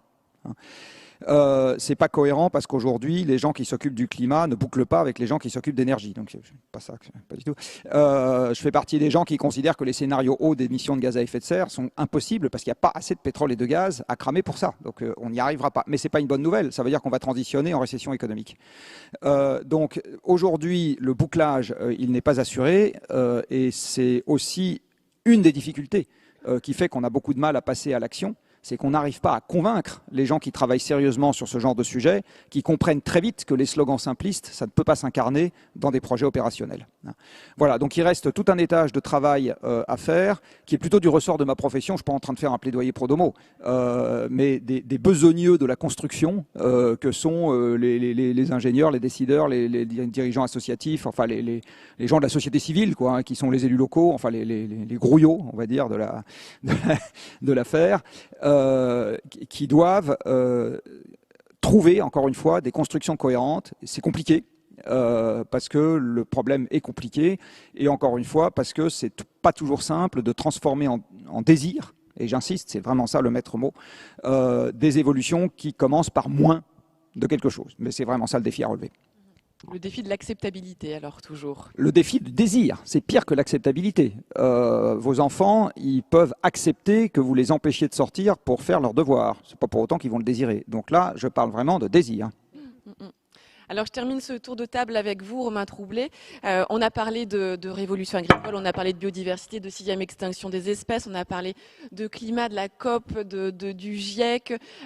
Et je termine par vous pour parler des océans. Est-ce que là, c'est encore symptomatique du fait que les océans arrivent parfois toujours en dernier et ne sont pas assez vus comme une priorité aujourd'hui? Je fais exprès de terminer par vous, Romain. Merci beaucoup. Merci beaucoup. Bonjour à tous. Effectivement, d'ailleurs, on dit d'abord, je pense qu'on dit l'océan. L'océan, très bien. C'est le seul écosystème planétaire connecté entièrement, en permanence. Et c'est 71% du globe. C'est le plus grand écosystème, le plus grand biotope largement de notre planète. Et donc, c'est un écosystème très important pour le climat, bien entendu, mais pour aussi bien d'autres choses. Et c'est vrai que pendant... mon père, nos aïeux étaient devant l'océan sur la plage, regardaient la mer, et se disaient mais c'est infini, c'est un puits sans fond, on peut tout y prendre et on peut tout y jeter, on n'en verra pas jamais les conséquences. Si tant est qu'ils se posaient ces questions-là à l'époque, comme tu le dis, je ne pense pas, Jean-Marc. On se rend compte depuis 20 ans maintenant que le niveau de la mer s'accélère, la montée monte. On se rend compte que la mer est le réceptacle global finalement de notre société, notre mode de consommation, notre mode de vie sur cette planète. On voit bien aujourd'hui des produits chimiques arriver en mer, s'accumuler en mer. On mesure bien sûr, tout le monde l'a vu, le plastique arriver dans les océans, c'est un gros sujet aujourd'hui qui rejoint le consumérisme. Hein. Donc on voit le consumérisme dans l'océan. On voit bien aussi qu'on surpêche, on pêche illicite, on pêche mal sans doute, on pêche trop à certains endroits, c'est ça le sujet. On voit que l'océan, c'est plein de bruit, qu'on dérange les écosystèmes. Et finalement, l'océan, il stocke le carbone de façon majeure par des phénomènes physiques. Et ça, c'est le GIEC qui l'a bien anticipé, l'a bien compris. Et l'océan, c'est aussi une énorme biodiversité. La biodiversité que vous connaissez, les algues, le benthique, les mammifères, les poissons. Et puis, toute cette biomasse majeure, immense, qui sont les microbes des océans, qui sont nos insectes sur les terrestres, qui sont dans l'océan des insectes et qui font tout et qui, en général, ont une vie de 15 jours, 3 semaines. Donc une vitalité d'évolution et de la vie qui est colossale dans cet océan. Je vous dis ça parce qu'en fait, l'océan, finalement, relie tous les enjeux. Il relie tout ce qui a été dit jusqu'à maintenant. On a parlé de consumérisme, on a parlé de gaz à effet de serre, de température, on a parlé de consumérisme. Et de sobriété. Et je pense que s'il y a des priorités à sortir, je ne vais pas vous sortir des zones à protéger particulièrement aujourd'hui, ce n'est pas le sujet. Mais en fait, ces enjeux globaux, finalement, attendent des réponses globales. Et donc, tout ce qui a été dit dans cette table ronde vient contribuer, finalement, à la priorité qu'on a pour les océans.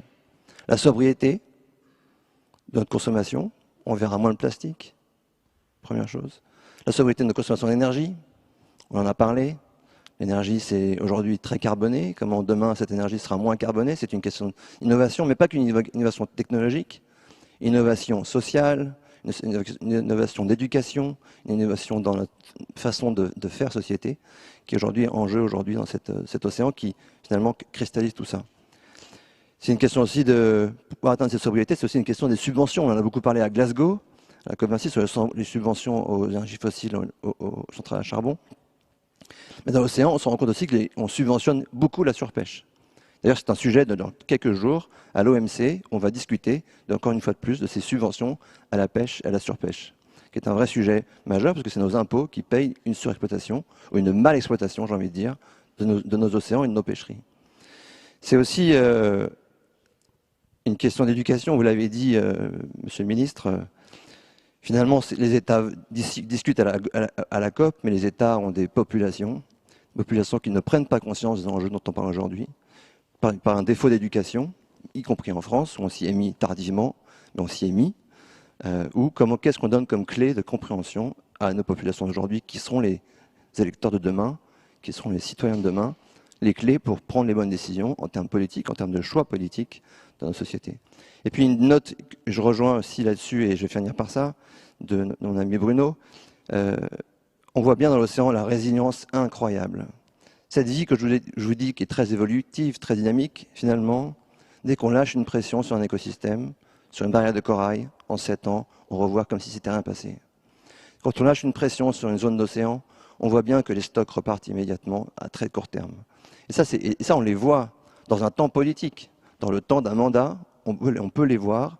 Donc les bénéfices, non seulement ils sont visibles, ils sont à court terme. Et donc moi, une des priorités aujourd'hui pour moi, c'est d'arriver à ce 2030, 30% de la planète protégée. C'est l'enjeu de Kunming, bien sûr, en Chine. Mais pas 30% comme on le fait nous beaucoup en France, loin de nos territoires, dans nos formidables terres australes, etc. Mais aussi le long des côtes, des littorales. Aujourd'hui, tu l'as dit, c'est là que les gens verront les progrès. C'est là que les gens verront que finalement, quand on change de comportement, on voit des résultats. Et du coup, on a envie de voter pour des gens qui vont changer le comportement encore plus. Donc voilà, donc c'est tout ce que je voulais dire. Mais en tout cas, cette idée il va falloir qu'on régénère ces écosystèmes. La nature fait très bien tout ça depuis toujours, très très bien, à partir du moment où on lâche la pression sur une grande partie de la planète. Merci Romain. Alors merci à tous les 7 pour ce premier tour de table. On passe maintenant aux questions du panel étudiant. Alors il s'agit de Paul, Lucille, Arnaud et Paul. Alors je vais vous laisser prendre la parole l'un après l'autre. Vous vous présentez tout d'abord et puis je vous laisse poser la question, une question chacun, de façon à rester dans le timing qui nous est imparti. Bonjour à tous. Alors moi c'est du coup Paul Aubier, je suis doctorant en 2e année en paléontologie à Sorbonne Université. Alors notre première question, on l'a un peu abordée, enfin vous l'avez un peu abordée lors de ce premier tour de table, elle s'adressera plutôt, je pense, à Bruno David et à Philippe Mauguin. On l'a vu lors de vos interventions, les enjeux écologiques, ils portent sur des problématiques qui sont liées aux écosystèmes, qui sont des systèmes complexes. Pourtant, on a l'impression que les actions politiques, notamment du point de vue des engagements internationaux et de la coopération internationale, ils peuvent se réaliser qu'après réduction de ces problématiques complexes à des enjeux plus simples, notamment ici la réduction des émissions de gaz à effet de serre. La lutte pour la préservation de notre environnement peut-elle être pérenne si elle n'est capable de se focaliser que sur une variable ? Je pense que non. Autrement dit, pour faire écho au titre de ce débat, à quel point pouvons-nous nous permettre de choisir encore nos priorités ?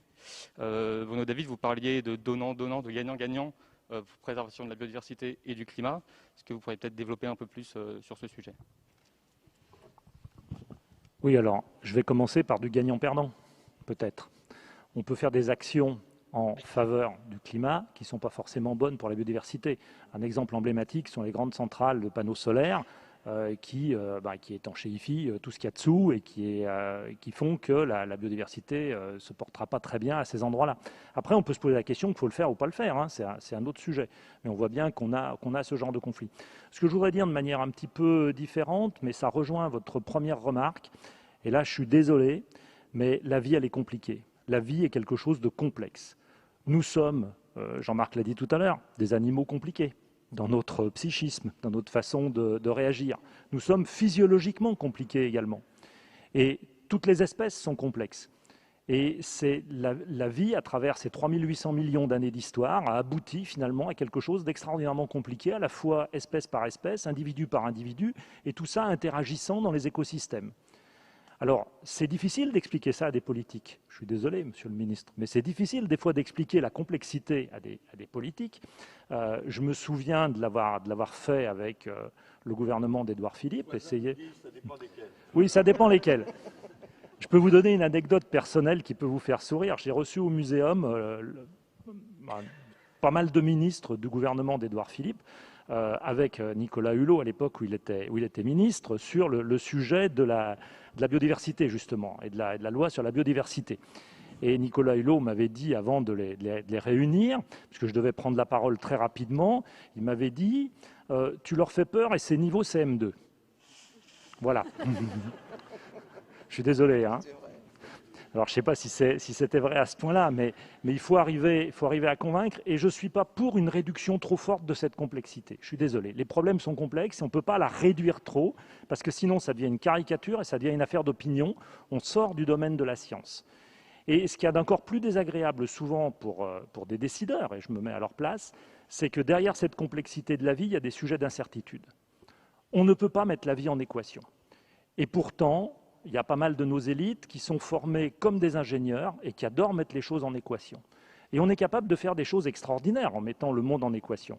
On est capable d'envoyer un robot sur Mars. On envoie Persévérance sur Mars. Et je suis totalement admiratif devant ce genre d'exploit. Mais on a tendance à projeter cette façon de raisonner sur le vivant. Or, le vivant ne réagit pas comme cela. Le vivant ne se met pas en équation. Et souvent, on a des grosses déceptions quand on essaye de manipuler le vivant. Si on pense qu'on va gérer la planète, je pense qu'on se trompe. On ne va pas gérer la biodiversité. On ne va pas transformer la Terre en un jardin et l'aquarium et l'océan en un aquarium. Ce n'est pas comme ça que ça va fonctionner. On va se heurter à des tas de problèmes annexes. Il faut accepter un petit peu plus d'humilité. Ce n'est pas pour autant qu'on ne puisse ne rien faire. On peut faire des tas de choses, on peut agir, on peut orienter un certain nombre de choses, mais on ne va pas pouvoir les gérer complètement. Mais je vais laisser la parole à Philippe Mauguin et puis ensuite Valérie Masson-Delmotte qui voudrait prendre la parole. Oui, moi je crois que, oui, la question elle est centrale. Hein, c'est comment, dans ces situations complexes, avec tous ces enjeux, la biodiversité, le climat, la sécurité alimentaire, comment on arrive à dessiner un chemin qui soit désirable et qui soit compris par les acteurs. Je pense que c'est vraiment ça qu'il faut faire maintenant. C'est-à-dire qu'on a le GIEC qui a donné des projections climatiques très claires pour l'ensemble des régions du monde. Valérie me disait maintenant c'est même disponible en ligne, donc vous pouvez aller voir les jeux de données et faire des projections de ce que sera votre région ou telle région d'Afrique à l'horizon 20 ou 30 ans. Ça, on a ces données-là. L'IPBES a des données, même si elles sont encore discutées, qui sont clairs sur l'évolution de la biodiversité. Le HLPE auprès de la FAO a des données sur les projections démographiques, sécurité alimentaire. Donc je pense qu'il faut qu'on sorte de ce moment où on répète chaque enceinte séparément ces projections qui sont souvent alarmistes et il faut qu'on travaille sur des scénarios de transition. Et il faut le faire alors à la fois de façon globale mais dans les territoires. Il faut qu'on se rapproche des acteurs, sinon on n'y arrivera pas. Et à mon avis, c'est ça l'enjeu. Et c'est ça qu'il faut qu'on fasse, notamment pour l'agriculture, en Europe et dans le monde. On a région par région. Alors, on pourra descendre à l'échelle de la Beauce, à l'échelle de la France, au niveau des grandes régions européennes, qu'on se confronte à qu'est-ce qui se passe dans 20 ans en termes de climat dans la Beauce, en Provence, en Espagne. Il va y avoir des chocs climatiques très forts dans la Méditerranée et dans le sud de l'Europe. Qu'est-ce qu'on fait? Comment on va adapter les agricultures? Quel impact sur la biodiversité? Qu'est-ce que ça va donner en termes d'emploi? Et je crois que c'est ça qu'il faut maintenant obtenir à la fois des pouvoirs publics et de l'ensemble des acteurs, c'est qu'on passe d'une série d'incantations, ou disons de projections qui sont fondées scientifiquement, je ne les critique évidemment pas, à une façon maintenant de rentrer dans les discussions. Et ça ne peut pas être que les États, même s'ils ont leur rôle à jouer au niveau de la COP, ce n'est pas les États tout seuls qui vont dire comment on va réussir cette transition désirable. Merci. Valérie, je vous laisse aussi intervenir sur cette question.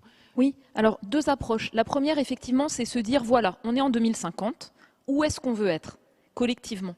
C'est-à-dire se mettre dans le futur qu'on souhaite construire et après faire le rétro-planning, hein, c'est ce qui était décrit. Ça, c'est l'exercice un peu prospectif. Et de l'autre côté, pour chaque décision qu'on veut prendre aujourd'hui, il y a une grille d'analyse qui est parfaite, en fait. C'est celle des objectifs d'un développement durable.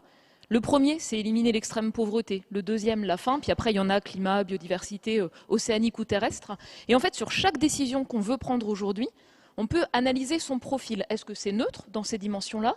Est-ce qu'il y a des effets négatifs, positifs? Et ça permet d'éclairer la prise de décision en étant lucide sur ses implications dans les multiples dimensions de la soutenabilité. C'est ce qu'on devrait faire, mais ça n'est pas fait. Ça n'est pas nécessairement fait, par exemple, pour un projet de loi ou pour une délibération dans un conseil municipal ou pour examiner des projets proposés dans le cadre de l'élection présidentielle. Et avoir cette grille d'analyse-là, elle permet de se poser les questions sur comment un projet, une action se positionne dans des multiples dimensions complexes qui interagissent. Vous parliez des 17 objectifs de développement durable, en fait, c'est ça, hein, oui, c'est ce que. Ouais. La deuxième question pour les étudiants panélistes, on va essayer de faire des réponses un petit peu plus courtes. Il nous reste une petite vingtaine de minutes devant nous. Je m'appelle Lucille Jourdain-Fievet, je suis doctorante au Muséum national d'histoire naturelle sur la diversité. Alors, on ne vous entend pas très bien, donc voilà. Ça va mieux? Je m'appelle Lucille Jourdain-Fievet, je suis doctorante au Muséum national d'histoire naturelle et je travaille sur la diversité et l'écologie d'un groupe de plantes afro-malgaches qui souffrent de du climat.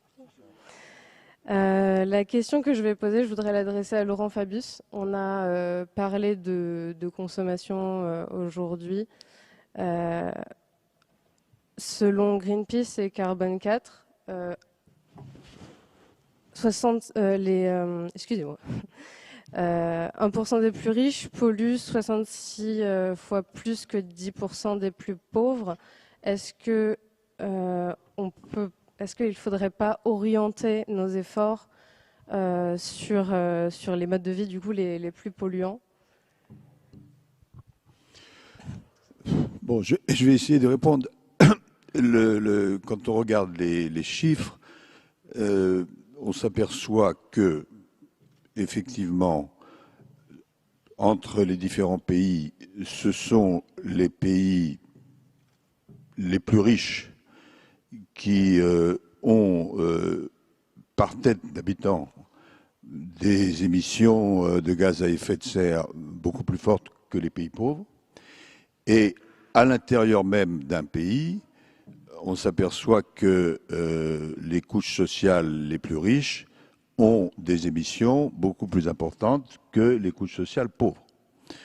Un certain nombre de personnes, je n'entrerai pas dans ce débat parce que je ne suis plus un responsable politique, un certain nombre de personnes disent à partir de cela, il faudrait un système fiscal qui soit différent.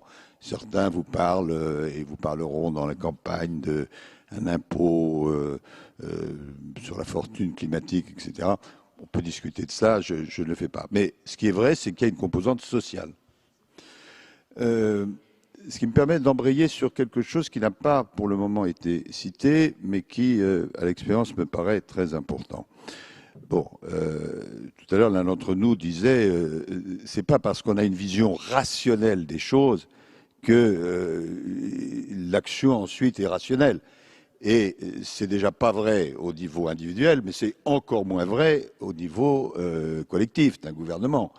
Monsieur Soubi, au début, disait que tous les débats au cours de ces 3 jours porteraient sur le Covid. Bon, là, on n'a pas parlé du Covid, mais l'une des raisons, me semble-t-il, évidente, pour lesquelles on a réagi au Covid beaucoup plus vite que sur la question climatique, et beaucoup plus, c'est la présence de la mort dans un cas, et,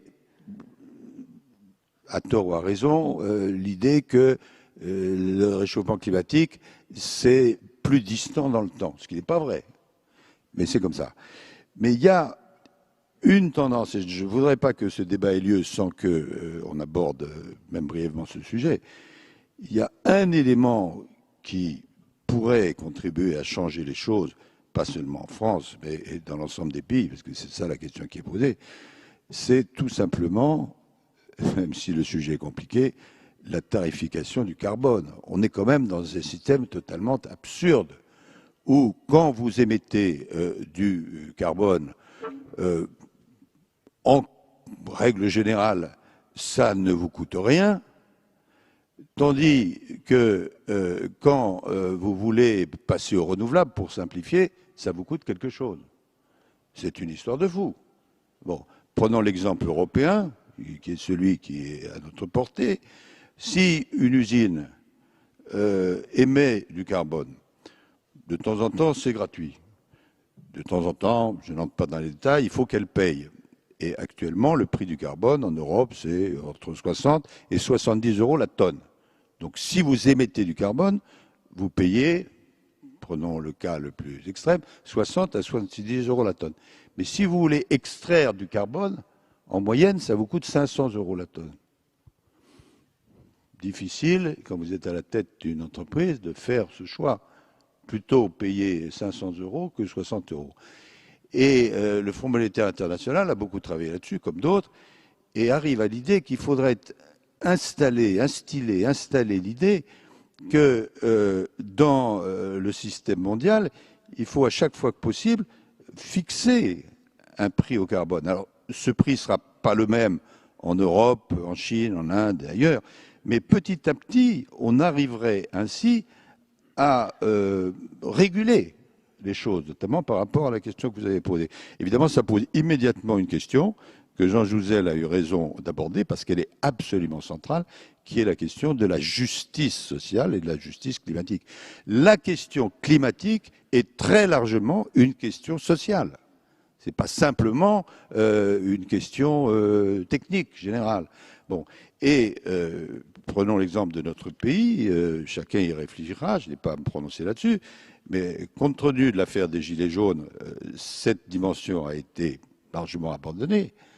Et l'une des conséquences qu'on peut tirer, l'une des conclusions qu'on peut tirer de l'affaire des Gilets jaunes, c'est qu'on ne peut pas entrer dans les mécanismes souhaitables de tarification du carbone si les sommes qu'on recueille ne sont pas reversées aux populations les plus pauvres, qui, elles, ne doivent pas être mises dans une situation impossible, où ils disent « avec ma tête, j'aimerais bien faire ça, mais avec mon portefeuille, je ne peux pas le faire ». Donc, c'est une question sociale, et l'une des pistes qu'il faut essayer de promouvoir, non seulement à l'échelle française, mais à l'échelle mondiale, c'est qu'il y ait un prix au carbone pour qu'il devienne à la fois rationnel et désirable d'émettre moins de gaz à effet de serre.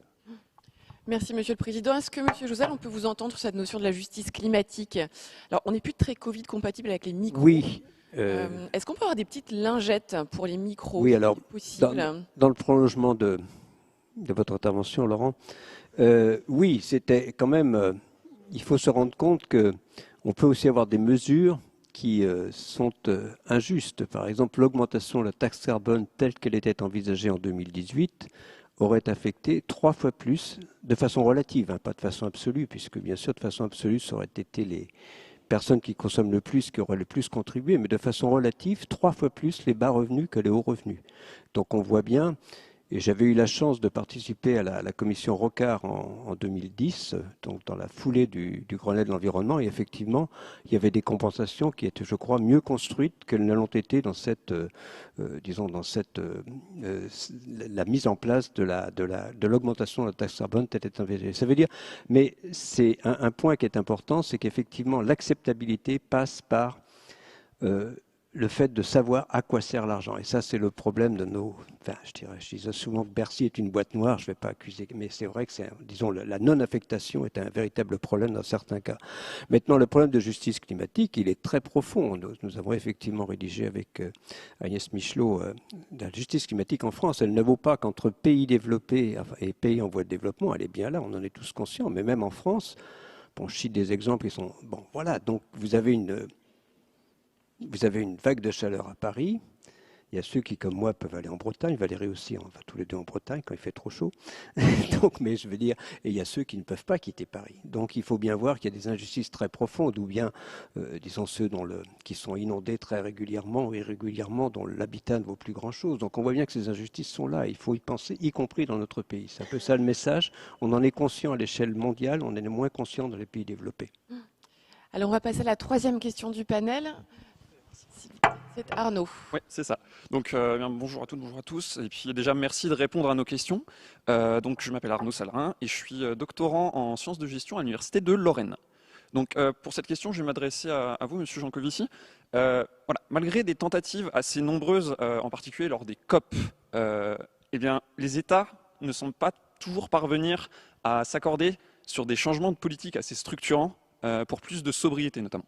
Donc maintenant, ne sommes-nous donc pas contraints de nous replier sur des échelles d'action qui sont plus locales, par exemple les régions, les départements ou les communes, selon vous? Merci beaucoup.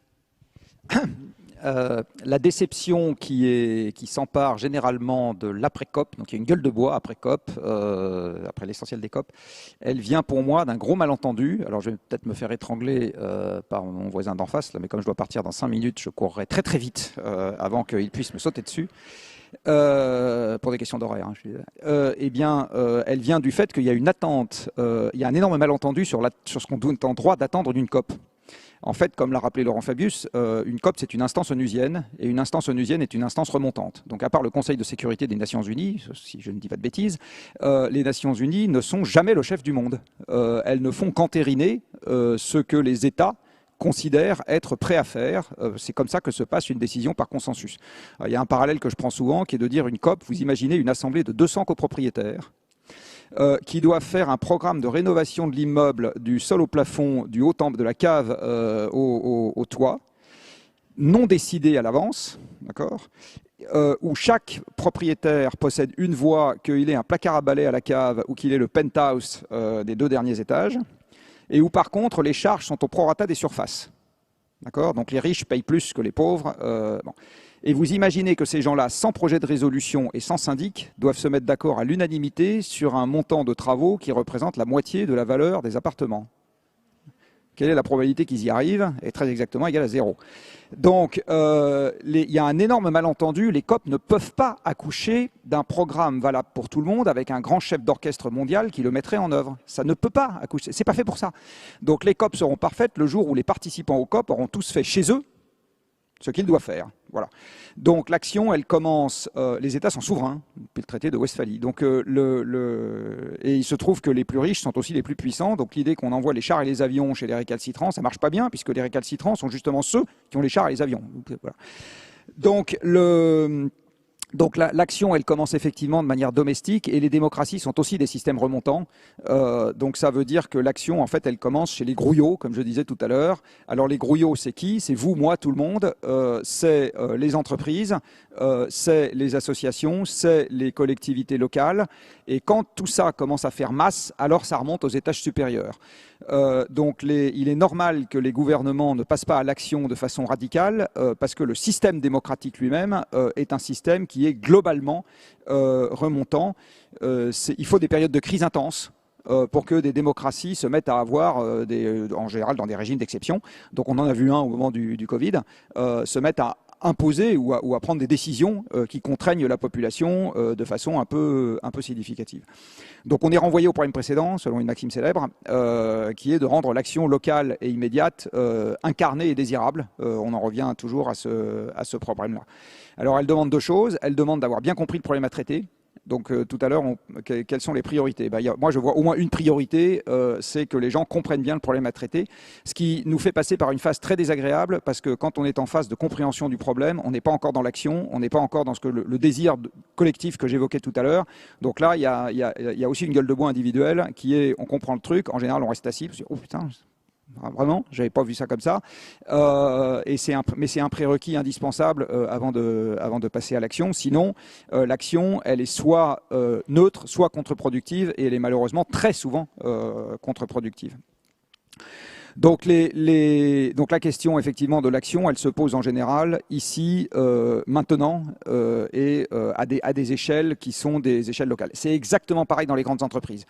Les entreprises ne passent jamais à l'action tant que vous n'avez pas un noyau à l'intérieur de l'entreprise qui pousse. Vous savez, le patron d'une boîte de 100 000 personnes, c'est lui-même quelque part un décideur politique. Alors bon, c'est quand même pas exactement pareil. Un ministre ne peut pas limoger son électeur, alors qu'un patron d'entreprise peut limoger un salarié qui lui mettrait pas trop des bâtons dans les roues. Mais par contre, vous avez un peu quand même ce genre de fonction politique au sein d'une grande entreprise. Le manifeste étudiant pour un réveil écologique, s'il a eu du poids, c'est parce qu'il représente un courant de pensée au sein des entreprises qui fait pression sur le dirigeant. Et le petit grouillot que je suis au travers de mes activités de conseil, c'est très bien que ça a fait avancer un certain nombre d'états-majors parce qu'on est dans un rapport de force qui les oblige à regarder le problème d'un peu plus près. Et donc dans les entreprises, c'est exactement pareil. Jamais un patron d'une boîte de 50 ou 100 000 personnes, il commencera à faire des choses significatives si au sein même de la boîte, un sous-ensemble, la R&D, des gens qui commencent à vendre, etc., lui disent pas il faut partir dans cette direction parce qu'on a des choses à y faire. Voilà. Monsieur Donc, Zanko, voilà. on va devoir passer la parole. Moi aussi. Non, juste peut-être avant que vous ne partiez, peut-être que Monsieur le Président veut justement répondre Oui. à vos propos. Parce que je veux rassurer M. Jancovici, de toutes les manières, je n'avais absolument pas l'intention de l'étrangler. L'un des bénéfices du temps, c'est que justement la disputatio, tout à l'heure, a remplacé ce qui se passait avant, c'est-à-dire on sortait son coutelas et bon. La question posée, c'était est-ce que c'est du local, est-ce que c'est du national, est-ce que c'est de l'international? Bon, je ne suis pas tout à fait d'accord avec ce que vous avez dit. Pourquoi? Parce que la carte des démocraties ne coïncide pas exactement avec la carte des États émetteurs de gaz à effet de serre. Le propos que vous avez tenu, il est très intéressant au niveau de la France et des démocraties. Mais j'imagine que si on vous le laissait tenir, ce qui serait une bonne chose, en Chine, en Russie ou en Arabie Saoudite, et si l'idée c'est il faut d'abord que les cellules de base se mobilisent, ça c'est important, mais ce que font les dirigeants, c'est moins important, je crois que vous n'auriez qu'un succès d'estime. Alors, les COP, c'est utile. C'est pas génial, mais il se trouve qu'il n'y a pas de gouvernement mondial et que les États ont une responsabilité. Donc, on l'a vu à l'occasion de la COP 26 avec ses déceptions. On l'avait vu à l'occasion de la COP 21, qui est quand même maintenant la référence mondiale, y compris du point de vue justice. Il y a des choses qui sont faites. C'est pas parfait, mais il y a des choses qui sont faites. Mais en même temps, partout où c'est possible, il faut jouer sur la réalité locale. Et il faut que dans les entreprises, dans les collectivités locales, dans les ONG, dans les associations, les gens se mobilisent pour que leur point de vue soit pris en compte. Donc je n'opposerai pas un niveau international, même s'il est imparfait, et un niveau local ou sublocal qui serait le nec plus ultra. Je pense qu'on a besoin de tous les niveaux. Et j'ajouterai même un niveau qui va vous surprendre. Je pense qu'une des lacunes de la COP, des COP, c'est que les autorités militaires n'y figurent pas. Or, quand vous réfléchissez profondément, comme nous l'avons tous fait, à la question du climat, à la fin, c'est une question de paix ou de guerre. D'ailleurs, le GIEC n'a pas obtenu le prix Nobel de physique ou de chimie, il a obtenu le prix Nobel de la paix. Parce que si la faim se développe partout, si la submersion, si vous avez des centaines de millions de migrants, etc., à la fin, historiquement, c'est une question de conflit. Et il se trouve en plus que les militaires sont parmi les plus grands émetteurs de gaz à effet de serre, parce que c'est comme ça, et qu'ils ont des capacités de recherche considérables. Et qu'il y a des pays où peut-être que les militaires sont plus capables d'influencer dans le bon sens les autorités gouvernementales que les autorités gouvernementales elles-mêmes. Donc c'est une suggestion que je lance pour le futur. Il faut associer au COP les autorités militaires. Merci, Monsieur le Président. Vous faites fuir Monsieur Jancovici, qui part en Chine essayer son discours. Au revoir, Monsieur Jancovici. Merci beaucoup. Valérie, très rapidement, pour participer à cette question, et ensuite on laissera la dernière question du panel. Oui, moi je voulais mentionner une initiative dans les laboratoires de recherche qui s'appelle Labo 1.5 pour se doter d'outils qui permettent de suivre dans nos activités professionnelles les émissions de gaz à effet de serre. C'est vraiment une initiative qui est venue de la base parce qu'en fait le ministère de la Recherche n'avait pas coordonné un plan d'action pour réduire les émissions de gaz à effet de serre. Et en fait, quand on fait ça, on s'aperçoit que le premier facteur, ce sont les achats, en fait. Et donc, vous travaillez en sciences de gestion. En fait, c'est là où sont des leviers d'action. On parlait de priorité. C'est là où sont des leviers d'action considérables. Verdir, en fait, les règles des cahiers des charges pour les achats de la commande publique. Il y a des leviers d'action considérables qui ne sont pas encore mobilisés. Et c'est souvent ce sur quoi on bute quand on travaille dans une administration publique. C'est ce que je voulais mentionner. Merci Valérie. On prend la dernière question de Paul et puis ensuite on va devoir conclure rapidement parce qu'il y a d'autres débats qui s'enchaînent, donc il faut libérer ensuite les participants. Très bien. Bonjour à tous et encore merci de répondre à nos questions. Je m'appelle Paul Gallet et je suis étudiant en ingénieur aérospatial à l'ESTACA. Pour cette question, je parlerai donc particulièrement à Madame Valérie Masson-Delmotte, Monsieur Jouzel et Monsieur Jancovici qui est parti, qui connaissent bien, il me semble, les problématiques de production et de traitement de connaissances scientifiques à portée politique. Après le scandale Total et des grandes compagnies sur le rôle qu'elles ont joué dans le retardement de la transition énergétique et en considérant le danger que cela représente pour nos sociétés, pouvons-nous lutter contre la fausse information scientifique et si oui, comment? Est-ce que vous pouvez répéter la dernière question? On n'a pas. Pouvons-nous lutter contre la fausse information scientifique et si oui, comment? La fausse information scientifique. Alors Valérie, vous voulez prendre la parole sur ce sujet? Oui, donc c'est un fait que dans les dernières décennies, il y a eu vraiment des fonctions de marchands de doute, en particulier financées par certaines entreprises du secteur pétrolier, dans les pays anglo-saxons, qui ont construit une désinformation qui après se répand, se propage et reprise. Donc c'est vraiment quelque chose de délicat, parce que ça demande d'avoir des ressources pour faire du fact-checking, et aussi d'avoir les ressources pour répondre rapidement quand on voit émerger une désinformation de ce type-là. C'est pas la seule. Par exemple, moi j'ai entendu récemment à de multiples reprises des arguments d'inaction du type « Nous en France, par exemple, on pèse tel pourcentage des émissions mondiales de gaz à effet de serre, pourquoi agir ?» Et en fait, c'est une forme de désinformation, parce que derrière un chiffre qui a l'air minuscule, on cache la responsabilité historique, le poids des émissions par habitant prenant en compte l'effet de notre consommation complète. Et pour moi, c'est aussi une forme de désinformation. Et puis la dernière chose, c'est aujourd'hui ce qu'on voit aussi monter en puissance, c'est du greenwashing. Et tout particulièrement en lien avec une communication autour de l'utilisation des marchés carbone et d'actions dites de compensation qui en réalité n'enlèvent pas le CO2 qui a été émis ou le stock de manière durable. Et là, c'est un point où je vais rebondir sur la COP26. C'est un point qui est en lien avec l'article 6 de l'accord de Paris sur le climat, les marchés carbone. Je pense qu'il y a un vrai enjeu à faire modifier le cadre réglementaire, les normes ISO, pour l'utilisation de termes comme neutralité carbone, de sorte à ne pas tromper en fait les consommateurs et à avoir une information sincère. Donc il y a plusieurs dimensions. La désinformation délibérée, des arguments faux qui sont souvent repris par des acteurs qui justifient de ne pas agir. Et puis la dernière chose, c'est l'information aux consommateurs et le greenwashing, et ce qui permet au contraire d'avoir une information transparente, sincère et vérifiable. Monsieur Jouzel, très brièvement, donc, oui, enfin, disons, par rapport à... Il y a eu un débat sur Total, savait-il ? Donc, dans la mesure où j'ai été largement cité dans ce débat, c'est clair qu'il faut bien redire qu'en 90, ce qu'on ne savait pas, on ne savait pas dire si le réchauffement, disons, si l'évolution du climat qu'on vivait depuis le début du siècle était liée aux activités humaines ou non. Mais on savait dire que si on doublait les quantités de gaz carbonique à horizon 2050, enfin au milieu du XXIe siècle, qui était envisagé, nous irions vers des réchauffements importants. Depuis le rapport Charnay, il ne faut pas exagérer, tout le monde savait. Tout le monde savait que si on continuait à émettre des gaz à effet de serre, on allait vers un réchauffement important. Donc ça, ce débat me semble vraiment, et prendre comme argument qu'on ne savait pas que si le réchauffement climatique était déjà lié aux activités humaines, il n'y avait pas besoin de le savoir. Ça, c'est très important.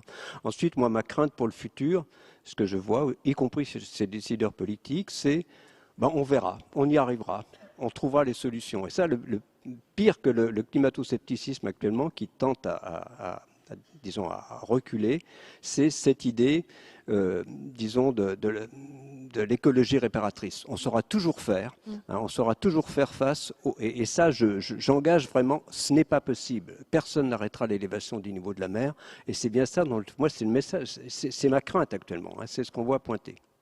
Que la technologie et l'intelligence humaine réussiraient à venir... toujours, et cela, c'est faux. Il faut bien... Oui, Bruno David. C'est simplement, je dirais que c'est encore plus faux dès que ça concerne la vie et la biodiversité. On peut encore essayer de contrôler des phénomènes, des processus qui sont physiques. Enfin, encore la montée des océans, ça on ne va pas la contrôler beaucoup. Mais dès que ça concerne la vie, on ne contrôle plus. On contrôle très très mal. Parce que simplement, la vie, elle est payée pour évoluer et qu'elle fait ça depuis 3800 millions d'années et qu'elle ne va jamais dans le sens qu'on espère. En l'occurrence, le Covid est un bon exemple du fait qu'on ne contrôle pas le vivant. Et puis j'ai d'autres exemples, mais l'heure est passée. La technologie est une chose magnifique et il faut croire dans le progrès technologique. Mais avoir une espèce de raisonnement automatique consistant à dire, puisque on y est toujours arrivé, on y arrivera nécessairement, non, ça n'est pas possible. Alors, ça ne veut pas dire qu'il faille renoncer scientifiquement, technologiquement, au contraire. Mais il n'y a pas d'automatisme dans ce domaine, aucun automatisme. Allez, 2 mots de la fin pour Philippe et puis pour Romain, et ensuite on doit conclure dans 2 minutes, dans 1 minute même. Rapidement, quand on voit les milliards trouvés pour se battre contre le Covid, en 1 an, en 2 mois, dans le monde entier, et qu'on voit ce qu'on cherche comme argent pour transitionner cette planète, on rigole. On pleure.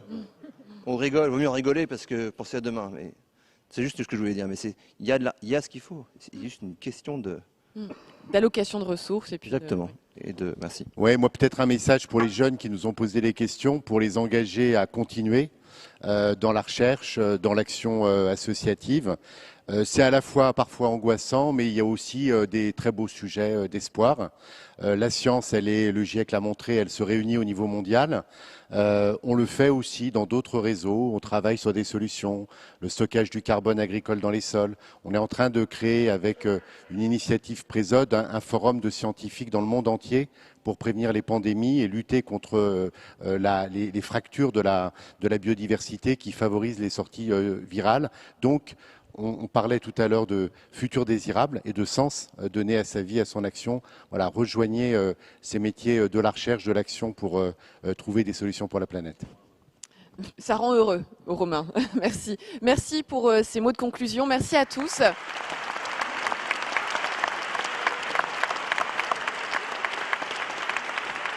Merci à vous. Et merci aux étudiants qui ont préparé ce débat.